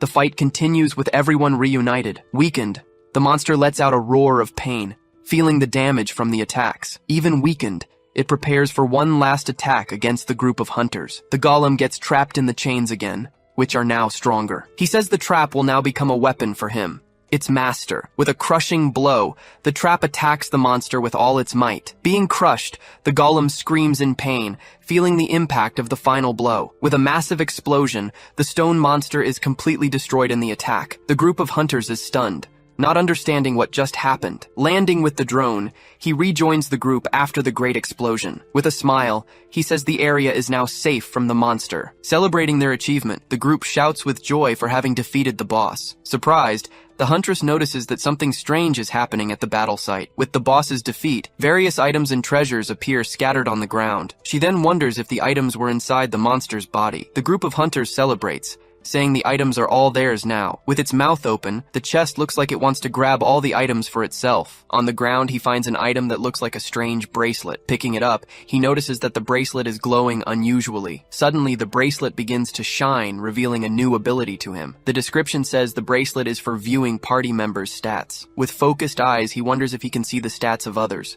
because normally, devices can only measure the hunter's own stats. Looking at the group, he thinks about what it would be like if he could see their stats. He then decides to test the new item, putting the bracelet on his wrist. With the item activated, he points his hand at the huntress, starting the analysis. In an instant, the analysis is complete, revealing the huntress's information. He sees that her stats are high, but her magic power is low. With a smile, he realizes that she hides her weakness with her techniques. He thinks that seeing his opponent's abilities is a very powerful skill. He asks Jean if the item is one of the area's ultra rares. She confirms, saying that this time it was hidden inside the boss's body. He then remembers that the illegal hunter said the item was nearby. His guess was partially right, as the item was inside the monster. At that moment, the huntress's device starts beeping, receiving a signal. She warns that it must be news from the Hunter Association headquarters. With the boss's defeat, communication was restored and new information arrived. Receiving the transmission, a man appears, addressing the members of the association. He says that all the squads that were sent have been completely crushed. With their complete victory, all the hunters on that mission were annihilated. He warns that any further interference will result in more hunter deaths. The huntress realizes the signal has been hijacked by the rebels from the West Wing. He then remembers they were the ones who sent the suspicious transmission before. With the city in flames, he worries about his sister's safety. Shouting, he declares that judgment will fall upon anyone who invades his state. Shocked, they wonder what he said and what kind of chaotic mission this is. Receiving a report, she hears that the West District has been taken over as an independent state. From the broadcast, it's clear the reconnaissance unit was completely wiped out. Turning to ask for information,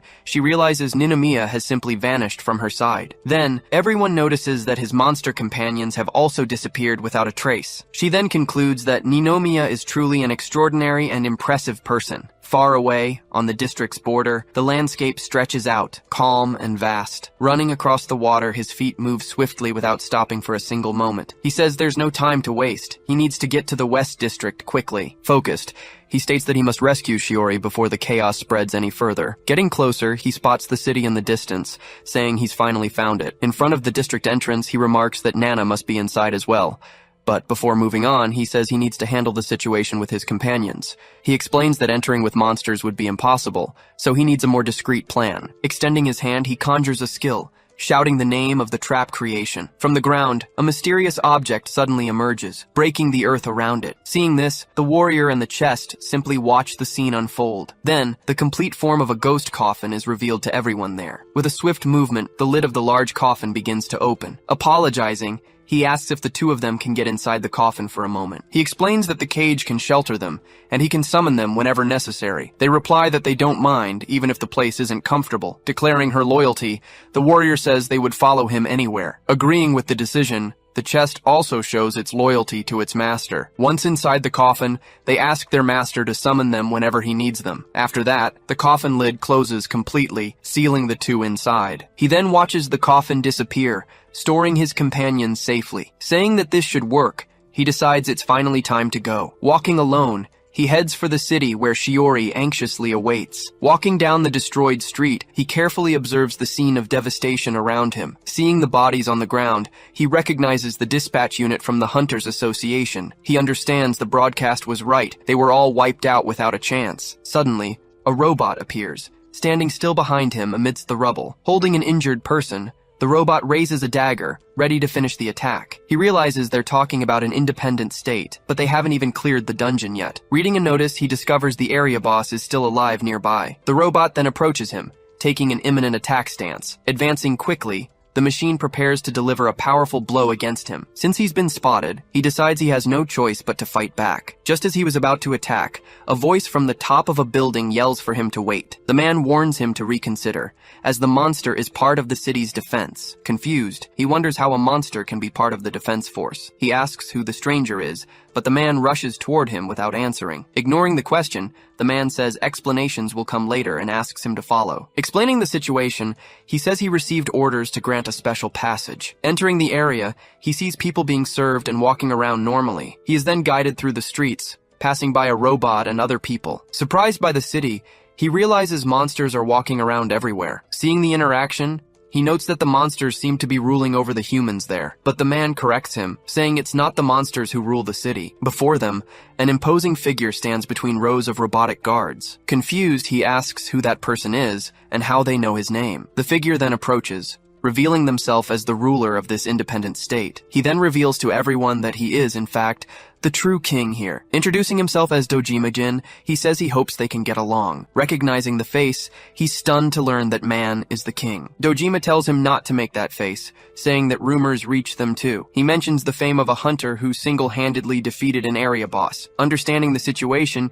he comments that he also heard the stories told by that acquaintance. Then the hooded man remarks that the two of them seemed quite close in the past. With a shocked expression, he begins to recognize the person under the hood. Revealing his face, Sanuma appears before him, leaving him completely stunned. He then asks what he's doing there, as he was sure he had died. Sanuma explains that the association found out they had looted the place during the chaos. Shifting to a flashback, he's shown being relentlessly hunted by security forces. During his escape, he ended up crossing several areas to evade pursuit. In the end, he runs alone toward the city during the night. Returning to the present, he says he found the guild that Dojima now leads. Dojima then states that many others there share the same fate as him. Embracing his companion, Sanuma says they're just lawless types living freely now. Questioning their allies, he asks if they are just undisciplined hunters and nothing more. With a smile, Dojima says his forces don't actually stop there. Giving an order, he commands one of the monster guards to attack the one next to it. The robot then raises its scythe, preparing to execute the other guard immediately. Receiving the command,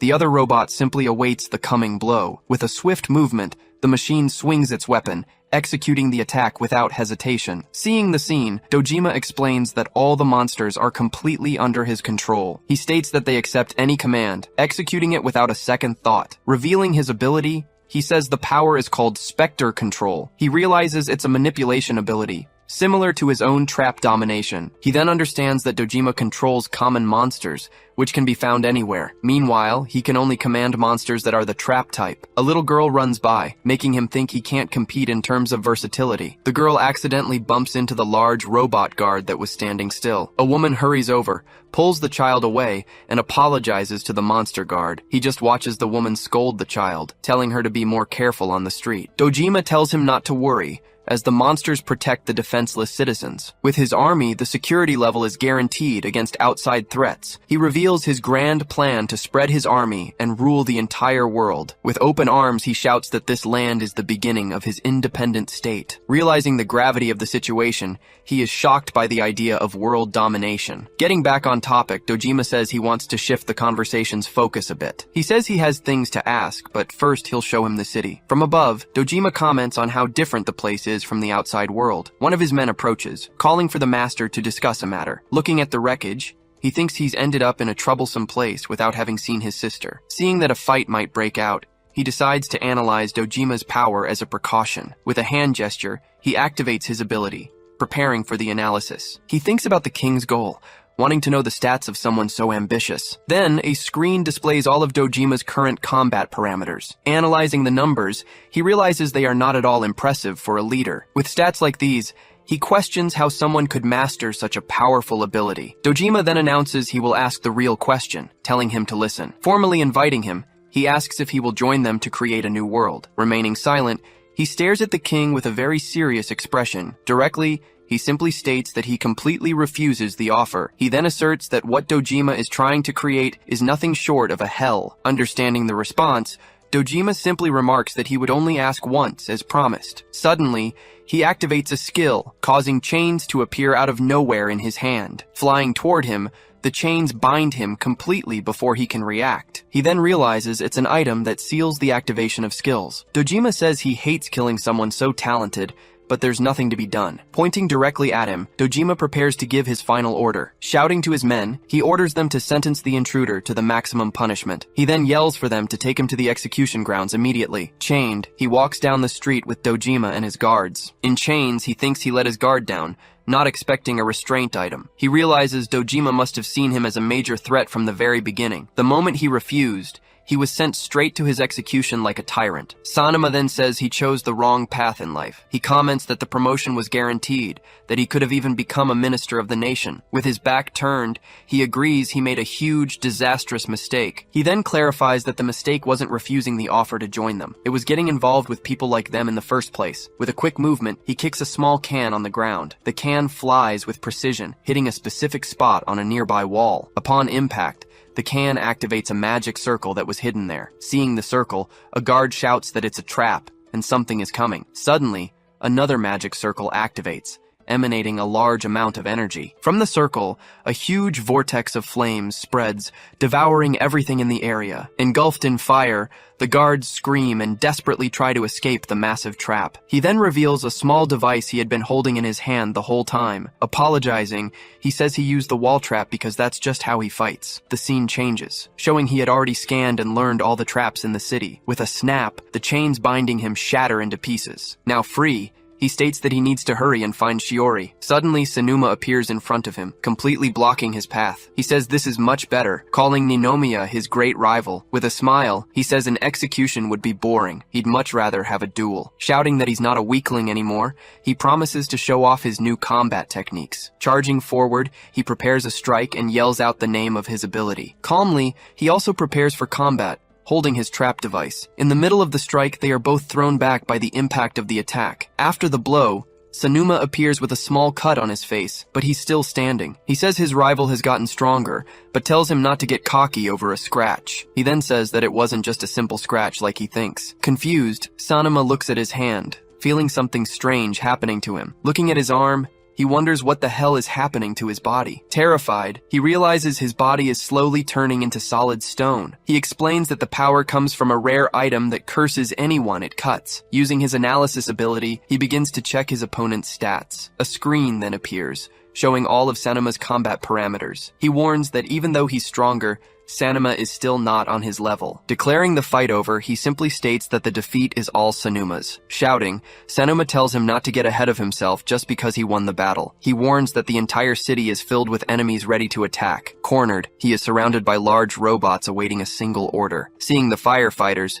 he wonders if he caused too much of a mess. He understands that such a large responding force puts him at a serious disadvantage. Deciding to retreat, he runs to regroup and try to turn the tables later. Creating a trap, he activates a teleport to escape the imminent danger. Disappearing quickly, he enters the portal to flee from the pursuing robot guards. Confused by his disappearance, the robots stand still, holding a small, dark object. Meanwhile, Sanuma remains petrified, completely unable to move or do anything. Arriving in the sewers, he notes the place had caught his attention during his earlier scan. Walking through the area, he sees that there are special traps everywhere. Facing one of them, he thinks anyone would normally turn back and run, but for him, this dangerous path is the perfect choice for the current situation. He then plans to use the countless traps in the area to fight against the army. Extending his hand, he says that from here on out, it's all or nothing, a gamble. He decides he will determine whether the traps will be his allies or his ruin. Opening a vial, a hand carefully holds the healing potion. Pouring the liquid, the potion is applied directly to Sanuma's petrified head. At that, the petrification begins to crack, slowly breaking the curse's effect. Kneeling on the ground, Sanuma finally recovers,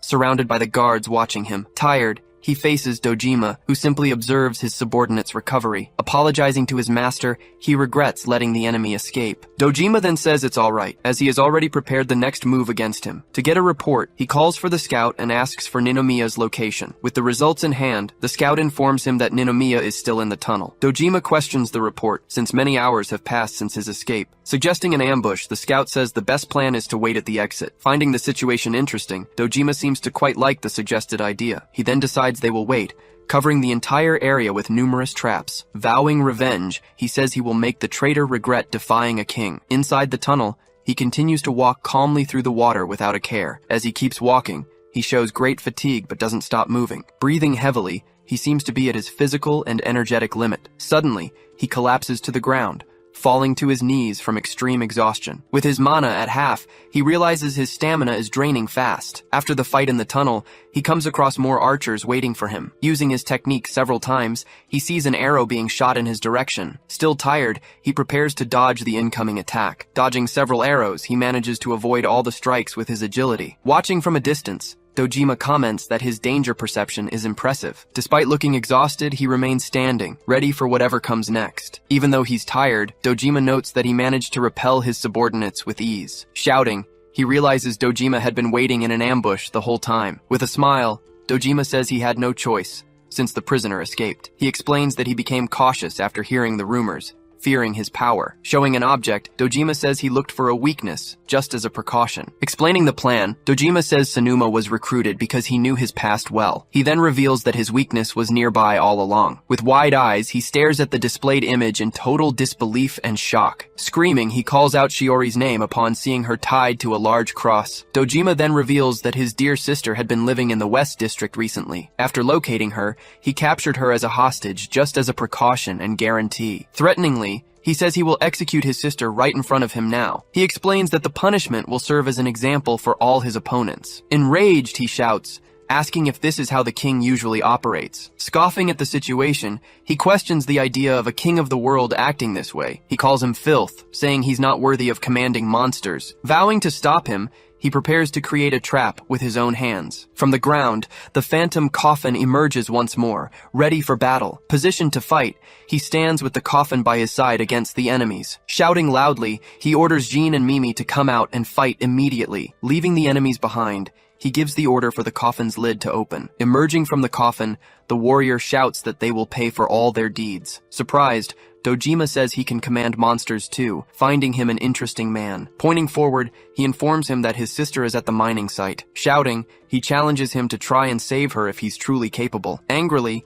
he replies that he doesn't need anyone to tell him what to do. Running without hesitation, he charges toward the archers to quickly clear a path. With a smile on his face, Dojima just calls him a foolish traitor. He then reveals that his sister is nothing more than a simple bait for the trap. Without stopping for a second, he continues running through the water with speed and determination. He tells Shiori to hang on, swearing he will save her and protect her from everything. Flashing back several years ago, he was intensely researching on his computer late at night. On the computer, he searched for any useful information on how to become a hunter. Sitting at his desk, he looked to the side with a very serious expression. His sister comes in, saying she heard the news of his awakening as an S rank. He replies that he still doesn't quite understand what happened to him. Explaining the situation, he reveals that his special job is called Trap Master. He says he might not be able to control a power like that. She interrupts him, telling him not to say such things about himself. With her support, she insists that he will become an incredible and very strong hunter. She asks him to get strong to protect her and their mother. Remembering his promise,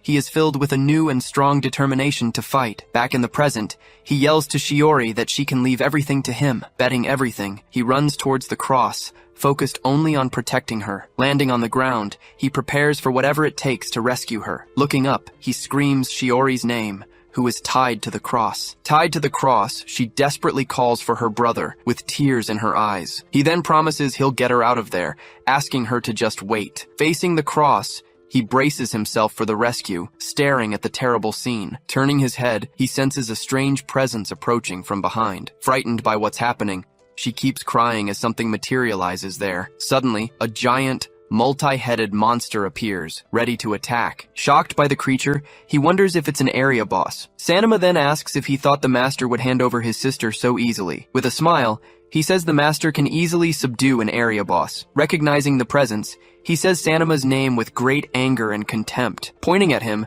Sanema yells that it's time for the execution, telling him to watch. Seeing the monster advance, he desperately screams Shiori's name to warn her. With no other choice, he extends his hand to try and stop the imminent attack. The creature approaches the cross, opening its mouth to devour the girl. In a panic, she just watches the monster getting closer and closer. Suddenly, the giant monster shatters into countless pieces in midair. Celebrating his victory, Sanema yells that he finally got him, but the monster's head reacts strangely, a look of surprise in its eyes. In reality, the creature had an iron ball in its mouth as a decoy. Having saved her, he holds his sister in his arms as a portal opens. Worried, he asks if Shiori is hurt, telling her to leave the rest to him. She then asks if he came alone, just to rescue her from that place. He confirms that he did, as he had promised to save her from any danger. Reaffirming his promise, he says he would always protect her. Just as chains appear. Just then, he is suddenly bound by the same chains that sealed him before. He realizes it's a restriction that completely seals all of his mana. Sanema then appears, saying that he once again let his guard down. Holding the chains, he warns that his rival can no longer use his skills. Surprised, he just stares at Sanema, unable to fully grasp what just happened. He understands that his sister was just bait for the real plan. With a smile, Sanema says that he's gotten stronger over time. He then asks if he can escape the situation while carrying a dead weight. Chained, he yells for Shiori to run, as she might get caught if she stays. He warns her that he knew about the trap, but came to ensure she would survive. Before them, the monster's foot prepares to deliver a crushing blow. The giant creature looms over them, preparing the final attack. Screaming for Shiori not to look back, he begs for her to at least get away. She refuses to run, saying she won't leave him behind no matter what. One of the monster's heads begins to charge a powerful energy blast. Frozen, the two siblings just watch the imminent attack coming their way. Suddenly, the creature is hit by several blows, interrupting its attack. The force of the impact sends Sanuma flying, and he falls without reacting. Not understanding what happened, they look into the smoke that has filled the area. Walking towards them, a figure says she suspected he would be in the area. Wielding her sword, she reveals herself, declaring she came to help fight. He asks Tsumugi what she's doing in such a dangerous place. Lying on the ground, Sanema watches as he thanks her for saving him. Furious, he gets up and runs, yelling at them not to mess with him. Holding his weapon, he says he was so close to getting his revenge. With a scream, he charges Tsumugi, screaming that he'd been so close to killing her. He is then stopped by a completely unexpected blow. With a counterattack, he hits Sanuma head-on, throwing him far away with great force. Defeated on the ground, Sanuma is left unable to continue fighting the three of them. She says he's despicable, then thanks him for saving her life. Suddenly, the monster gets back up, showing it's still alive and ready. He realizes it's dangerous to leave Shiori there, but he has no mana to escape. Asking for a favor, he begs Tsumugi to take his sister somewhere safe. Agreeing to his request, she prepares to get Shiori out of there as quickly as possible. Yelling for them to go, he watches his sister call out to him as she's taken away. Looking up at the sky, he seems calm and relieved that they are safe now. Believing they will meet again, she asks him not to lose no matter what. Agreeing with a yes, he turns with determination towards the great battle to come. Facing the area boss, He prepares for the fight that's about to begin. With its ultimate skill, the monster prepares to attack with all its might. Vowing to defeat it, he also prepares for the final showdown. Stepping on a trap, he's propelled into the air, getting ready for battle. In the air, he's surrounded by the monster's multiple heads, which attack him all at once. One of the heads then fires a powerful energy blast in his direction. Using a trap creation, he manages to block the attack with a diamond shield. He understands that by defeating the boss, Dojima's entire monster army will disappear. To defeat the creature, he needs to destroy the core located at the base of its neck. While the heads protect the core, he charges directly for the weak spot. Leaping into range, he notices the creature's defense weakens there. Shouting that this is the final blow, he readies his most powerful attack to end it all. Positioned above the core, he dives down to deliver the decisive blow to the massive creature. Shocked by the scene, the subordinate is startled to realize that it's a trap. Suddenly, he's caught in the center of an immense energy explosion. A gigantic explosion erupts into the sky, completely destroying the creature in the process. Lying on the ground, Sanuma coughs amidst the dust and destruction. Not understanding a thing, he wonders what the hell just happened. He gets up and looks for Ninomiya, asking where he went. Before him, the giant creature rises imposingly, ready for the great battle. With a smirk, he says that not even his rival could beat the boss. Seeing his enemy on the ground, he calls him a weak, amateur hunter. Flashing back in time, she calls out to her brother, trying to wake him from his sleep. She then asks why he's so quiet and not answering. With a bruised face, he listens to her talk about the bullying he's been suffering at school. She says it's wrong, but he just asks her to get the kit. Kneeling, she says she didn't want to bring it up, but felt she had to. She then asks if the bullying is because he wants to become a hunter. He says he's already decided he'll become a hunter to protect everyone. Even so, she just watches him with a look of deep worry and sadness. She says she can't stand seeing him hurt, asking him not to carry everything alone. Back in the present, he suddenly awakens, his eyes snapping open. Getting up from the ground, he stands to face the giant creature. Realizing the situation, he braces himself for the worst that is yet to come. As the monster prepares to attack, he holds out his hand, anticipating his own death. His hand is then firmly grasped by another that suddenly appears. The warrior appears and defends against the attack, shouting her great master's name. With the arrival of Jean and Mimi, he's surprised that they came. Apologizing, the warrior says she sensed the danger her master was in. Even though they disobeyed orders, they came to help in the battle against the surrounding enemies. Surprised by their actions, he looks at the two companions who came to save him. With a smile on his face, he simply thanks them both for all their help. The warrior and the chest say they would do anything for their master. The three of them then take a stance to fight the great, multi-headed monster together. Making a request, he prepares to attack as the monster fires off its blows. He asks them to hold off the monster's attacks for a short time. Stepping forward, the two prepare for the great and difficult battle ahead. He says that even though he can't do it alone, he needs to do something to turn the tide. With their help,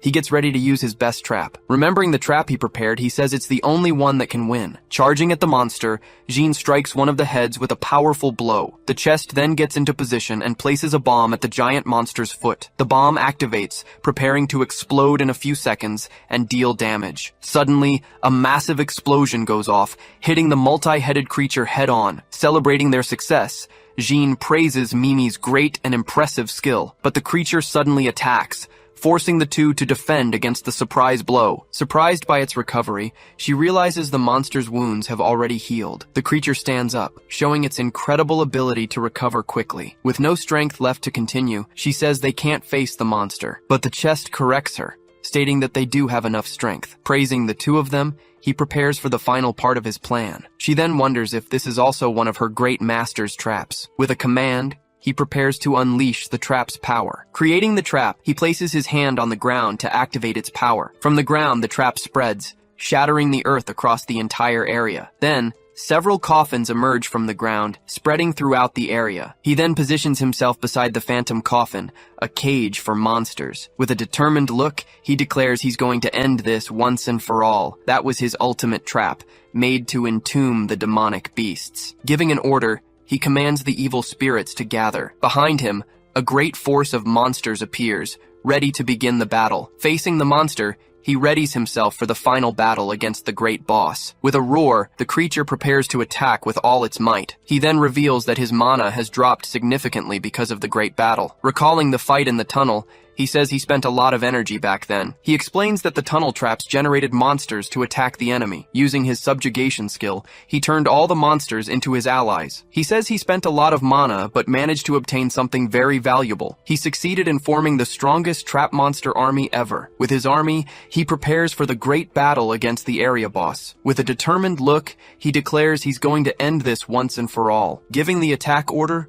the monster infantry advances for the great combat. The multi-headed monster then fires a powerful energy blast in his direction. The infantry takes the hit, but continues to advance against their great enemy. One of the monsters charges forward, preparing a powerful strike with its large axe. At that moment, several dragons and other creatures clash in a grand, epic battle. With a powerful blow, the creature attacks one of the infantry monsters. One of the infantry monsters gets in position to attack the great boss up close. Meanwhile, two other monsters prepare a coordinated attack against one of the heads. With a serious expression, he watches the battle unfold before him. Shouting not to waste the effort, they charge forward to cut off the creature's head. Two monsters advance to attack, closing in on the great area boss, but the monster strikes them, sending them both flying with a single blow. A flying monster appears and saves one of the soldiers before he can fall. Grabbing his ally's hand, the soldier is saved at the last second. He then climbs onto the monster, preparing to attack the great boss again. The flying monster readies for battle, displaying its great strength and power. The monster's heads fire energy blasts in all directions relentlessly, but the flying monster manages to dodge all the attacks with its agility. Taking the hits, the flying monster prepares for its counterattack. Firing multiple projectiles, the flying monster attacks the area boss with everything it's got. With a loud roar, the creature is hit head-on by the multiple projectiles. Taking the blow, the monster is engulfed in a massive explosion from all sides, but the infantry monsters are also caught in the blast, being destroyed in the process. With a powerful strike, the creature recovers and attacks with its claws. When the monster is weakened, he prepares to deliver the final blow. He is then launched upwards by a large air propulsion trap. With his sword in hand, he prepares to cut the monster down once and for all. Unleashing the strike, he uses all his strength to defeat the area boss. The blow hits the creature head-on, with lightning striking all around. Seeing the scene, Sanuma wonders if this is really happening right in front of him. He then remembers the order not to let the enemy escape under any circumstances. Alone, he wonders what he can do against such immense power. Afraid, he decides the best option is to hide for now. The flying monster and its allies approach their master to congratulate him. She says the fight was incredible, but he thanks everyone for their help. With a determined look, he warns that the battle isn't really over yet. If the area boss is defeated, the area will finally be completely cleared. With the core exposed, he prepares to destroy the creature and free the district. He then prepares to strike the core with his sword, using all his strength. But the blow is stopped by an energy beam that suddenly hits him. He is thrown backward, not understanding where the attack that hit him came from. The beam prevents him from getting close to the core to deliver the final blow. Dojima's hand holds the monster's core, protecting it from the incoming attack. Dojima says that was a close call, securing the core to keep the boss safe. Shocked by the appearance, he yells Dojima's name, surrounded by his monsters. With the core, Dojima says his objective is to clear the area, but he warns that he won't let that happen so easily. With a serious look, he says it won't be that easy to defeat him. Pointing upwards, Dojima prepares for his great and powerful attack. He states that he was prepared for something like this, with a smile on his face. Inviting him to the final battle, he smiles with a look of great challenge. He stares back at him, with a look of pure, immense determination. Raising his hand, Dojima prepares to summon his entire army of monsters. Before him, several monsters appear, completely surrounding him on all sides. With a serious look, he understands what must be done to win. Dojima warns that he'll have to defeat them first to get the core. Amid the chaos, the infantry and the flying monster fight bravely together. Shouting, he orders everyone to hold formation and protect each other. Calling out to Jean and Mimi, he says he has a special task for them. He then tells them to listen carefully and do exactly as he says. Surprised by what he feels, he senses something strange happening around him. Suddenly, a huge explosion goes off, catching him completely off guard. Seeing her master in danger, the warrior screams his name, worried about the situation. She then finds herself surrounded by enemies, cut off from the rest of the group. The chest is also surrounded, attacked by several monsters at once. He realizes he's been cut off from the group by the massive explosion. With a smirk, Dojima asks what he'll do now, warning him the battle isn't over. He says his rival has spent too much mana entering a war of attrition. With his mana dwindling, he knows he must avoid running out at all costs. Seeing the monsters closing in, he prepares for the long and difficult battle ahead. He watches them get closer and closer, ready for the fight to come. Surrounded, He prepares to fight the horde of monsters closing in on him. Creating a trap, he places his hand on the ground to activate his skill. He then uses the trap to jump, launching himself away from the enemies. In the chaos, two monsters end up striking each other. He needs to use low-cost traps to hold them off for a while. In position, he gets ready to use his traps strategically and intelligently. With a serious look, he decides he'll fight with everything he's got. From a distance, Dojima just watches the battle, laughing at his opponent's situation. Suddenly, he notices something strange happening in the middle of the ongoing battle. A doll appears, blowing a whistle to draw the monsters toward it. The doll then turns to one of the monsters, which seems confused by the situation. Using the distraction, he calls the monsters to come closer and closer. He tells them to get as close as they can to the little doll. Creating a trap, a monster steps on a magic circle that appears on the ground. Suddenly, several monsters are launched into the air by the trap's power. A large electric fence appears, electrocuting all the monsters in the air. The skill works, but he realizes he's reaching his physical limit. With his mana draining, he knows he can't use this tactic repeatedly. Suddenly, he's surprised by a monster that appears right in front of him. He braces for the blow, unable to dodge the incoming attack. With a trap, he burns everything around him with immense firepower. Seeing more monsters, he braces for the next approaching wave of enemies. A shower of rocks falls from the sky, crushing all the monsters below. With his mana low, he realizes he has no time to come up with a strategy. He also notices he's not the only one struggling out there. His strongest monsters can't handle the overwhelming number of enemies. Shocked, he realizes his monsters are being pushed back in the battle. He decides he needs to retreat before his mana runs out completely. Running, he tries to get out of the combat zone to recover a bit. As he runs, he looks back and sees the army is still chasing him. From a distance, an archer prepares to fire an arrow in his direction. The arrow is fired with precision, flying at high speed toward its target. Surprised by the attack, he turns to defend himself from the incoming arrow. Setting a trap, he conjures a diamond shield to protect himself from the blow, but with his mana depleted, he realizes he has no more energy to fight. Dojima laughs, saying he used his last bit of mana to defend against a single arrow. Completely defenseless, he faces his enemy, knowing his luck has finally run out. With a smile, Dojima says his luck ran out along with his mana. Saying that a hunter with no mana is finished, he faces his great opponent. With nothing left but to accept his death, he stands still, waiting for the final blow. As he says his goodbyes, Dojima is interrupted by Sanuma, who shouts for his master. Shouting, he declares that he'll be the one to land the final blow in this fight. To get revenge for being looked down on, he charges forward to attack with everything he's got. Standing over his rival, he screams for Ninomiya to just die already. Preparing his strike, he shouts the name of his ability and lunges forward. But suddenly, Dojima strikes Sanuma,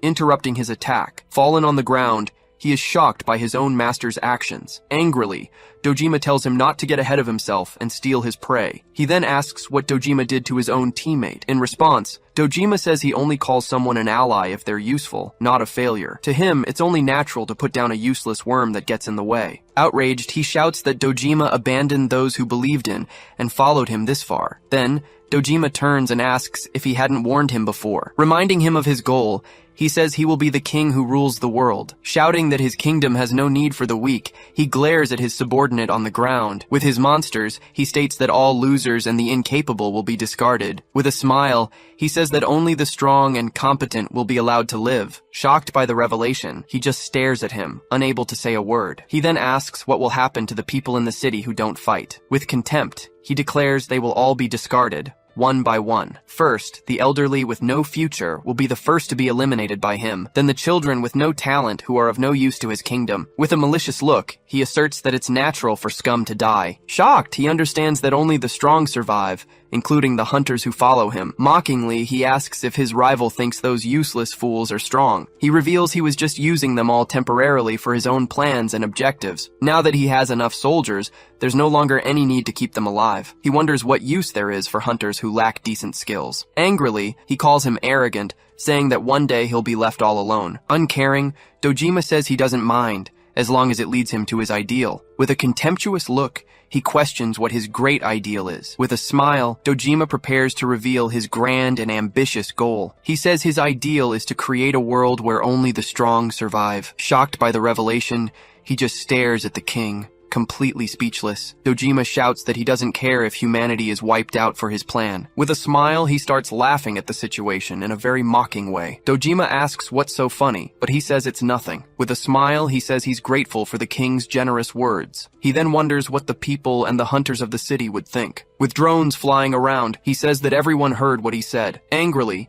Dojima asks what he's hiding behind his back. With a look of shock, Dojima realizes what's about to happen. With a smile, he asks if it's about this, with several drones flying around. Recording every detail, the drones continue to broadcast the scene live for everyone to see. Then he reveals that it was all a trap to expose the king's true colors. Revealing his plan, he says the drones are actually a trap. Designed to frame him, the drones appear to catch people by surprise. He explains that he activated the drones before running out of mana completely. Throwing the chest to the ground, he prepares for the final part of his plan. With a controller in her hands, Mimi gets ready to activate the final trap. He warns that everything that was said was recorded by the drone cameras. The entire recording was broadcast live to the monitors in the city square. With a look of rage, Dojima realizes he's been completely fooled by his rival. He says that Dojima still needs the people and the hunters to serve him. With the truth revealed, he doubts anyone will follow him blindly from now on. Rage consumes Dojima, who can't believe what's happening. The people in the square wonder what that video is, shocked by the revelation. Watching the news, a man says that everything they were promised was a lie. The hunters realize that not only the people, but they themselves are in danger too. The crowd erupts, realizing they've followed a leader who's lost his mind. Still unsure what to do, they just watch the situation unfold. In the square, the crowd grows restless, unsure how to react to the new information. Apologizing, the monsters turn against their own master and attack him. He then declares that with this, Dojima's plan has finally crumbled completely. Suddenly, he notices a bright light coming toward him. Not understanding what it is. Screaming, Dojima tells him to shut up, his eyes filled with pure rage. He says it doesn't matter, as this is nothing more than a minor setback. An archer then fires an arrow, which flies through the air at high speed. Dojima screams that he doesn't care what others think, destroying the drones. He calls him the only obstacle in his path to ultimate power. With his rival out of mana, he yells that his nation will be complete once he's defeated. He then says there will be no one left to stand in his way. With the core in his hands, he prepares to attack his mana-depleted rival. He realizes that's the tool that contained the boss, but it's a different color. Giving the attack order, he throws the tool on the ground to summon the monster. Summoning his true executioner, Dojima prepares for the final battle. The monster was created by fusing 3 large and powerful creatures. With its powers balanced, the monster no longer has any apparent weaknesses. He then questions if his rival can survive against his trump card. With a look of disgust, he finds the idea of fusing monsters grotesque. The monster prepares to attack, its hands catching fire for the strike. The creature attacks with a fiery blow, forcing him to fall back to avoid being hit. Shouting, the archers fire arrows to protect their great and beloved master, but the creature creates a barrier, defending itself from all the incoming arrows. Shocked, the archers can only watch the scene, unable to do anything else. The arrows fall to the ground, failing to hit the large and powerful monster. Seeing the attack, the cavalry charges forward to attack the creature head-on. He then realizes the barrier is what Dojima meant by no weaknesses. Raising its hands, the creature prepares for a massive and powerful attack. An army of monsters appears, preparing to fight the advancing cavalry. Shouting, he calls out to everyone, worried about the great and difficult battle. Laughing at the situation, Dojima just watches his opponent's desperation. He then orders his creation to run wild and attack with all its power. With the monster on the attack, all he can do is run for his life. He realizes the barrier is too strong for normal attacks to get through. With a serious look, he decides to use special attacks for the battle. Yelling, he orders the infantry to fire their flaming arrows at the enemy. The archers fire the arrows, which fly in flames toward the monster. With a smirk, the creature prepares to defend against the incoming attack. The creature then creates a water barrier to protect itself from the fire arrows. He realizes the monster used a water barrier to counter the fire. Shouting, he orders a simultaneous water and wood attack against the monster. One of the monsters readies a wood attack with its whip-like hands. The flying monster unleashes a powerful water strike with all its might. Smirking, the creature prepares to defend against the incoming attack. The creature then creates a fire and wood barrier to protect itself. He realizes the monster can manifest counterattack barriers at will. He understands that each of the 3 monsters used in the fusion has an attribute. The creature generates attribute barriers, creating a defense with no blind spots. With the 3 attributes, they can cover almost any type of enemy attack. This means the only way to win is to attack with a physical strike. A robot appears, preparing to hit him with a powerful close-range blow. Narrowly dodging, he braces for the next blow. With a serious look, he realizes he's been hit by the robot's attack. The robot's hand clenches, preparing to deliver a decisive blow, but the warrior suddenly appears, preparing to defend her great master. She blocks the blow, saving her master from being hit by the robot's attack. The robot grabs an item, ready to use it in its next attack against them. Apologizing, the warrior says she made him wait to get the item. Surprised, he calls out to Jean, who appears with the item in her hands. Handing him the item, she tells him to take what she requested. With a smile, he takes the item, ready to use it in the great battle. With a determined look, he prepares for his next big move. He asks Jean to fall back and go to the city to find something. The item is a mana and stamina recovery potion for the battle. With a smile, he says he knew he could count on Jean to help. With the potion, he can restore some of his mana to keep going. Seeing this, Dojima is enraged by the turn of events in the fight. Yelling, he orders them to kill them both once and for all. He then prepares to drink the potion, recovering his strength to fight. But the monster suddenly attacks him before he can drink the potion. The creature lands a direct, powerful blow, sending him flying. With a grim look, he braces for the worst to come. With his rival down, the fire monster prepares for the final attack. Lying on the ground, he can't understand how he survived the creature's attack. He realizes he's unharmed, without a single scratch from the blow that hit him. Turning his head, he notices something unexpected happening on the ground beside him. Sitting on the ground, he sees the warrior fallen and gravely injured next to him. Yelling, he calls out for Jean, who sacrificed herself to protect him from the blow. In disbelief, he approaches his companion's fallen body on the ground. With a look of rage, he realizes she protected him with her own body. Angrily, Dojima says the monster did something completely unnecessary. With a serious gaze, he watches the scene unfold before him. He realizes that no, he absolutely cannot let it end like this. Holding her in his arms, he begs Jean to hold on and not give up. With her helmet broken, she just stares at him, unable to say a word. Dojima says it's not a bad outcome since she is the main monster. He sits on the ground, carefully holding his companion's body. With a furious look, he tells them not to mess with him like that. He yells that she is his companion, asking if Dojima has any idea how he feels. With a grin, Dojima says he's going to crush him once and for all. With a roar of rage, he tells Dojima to come down for the final battle. Screaming Dojima's name, he glares at him angrily, holding his companion. Uncaring, Dojima says he doesn't need to intervene and orders his monster to attack. Facing the creature, he braces himself for the great and difficult final battle. He realizes that if he doesn't take down the Chimera, the battle will only get worse. Staring at the monster, he wonders how he'll manage to defeat it without his mana. In great pain, the warrior opens her eyes, still recovering from the blow. Apologizing, she regrets taking such a heavy hit in the battle. He tells her not to speak, focusing on getting her out of there safely. Dojima questions if he has the luxury of worrying about a subordinate.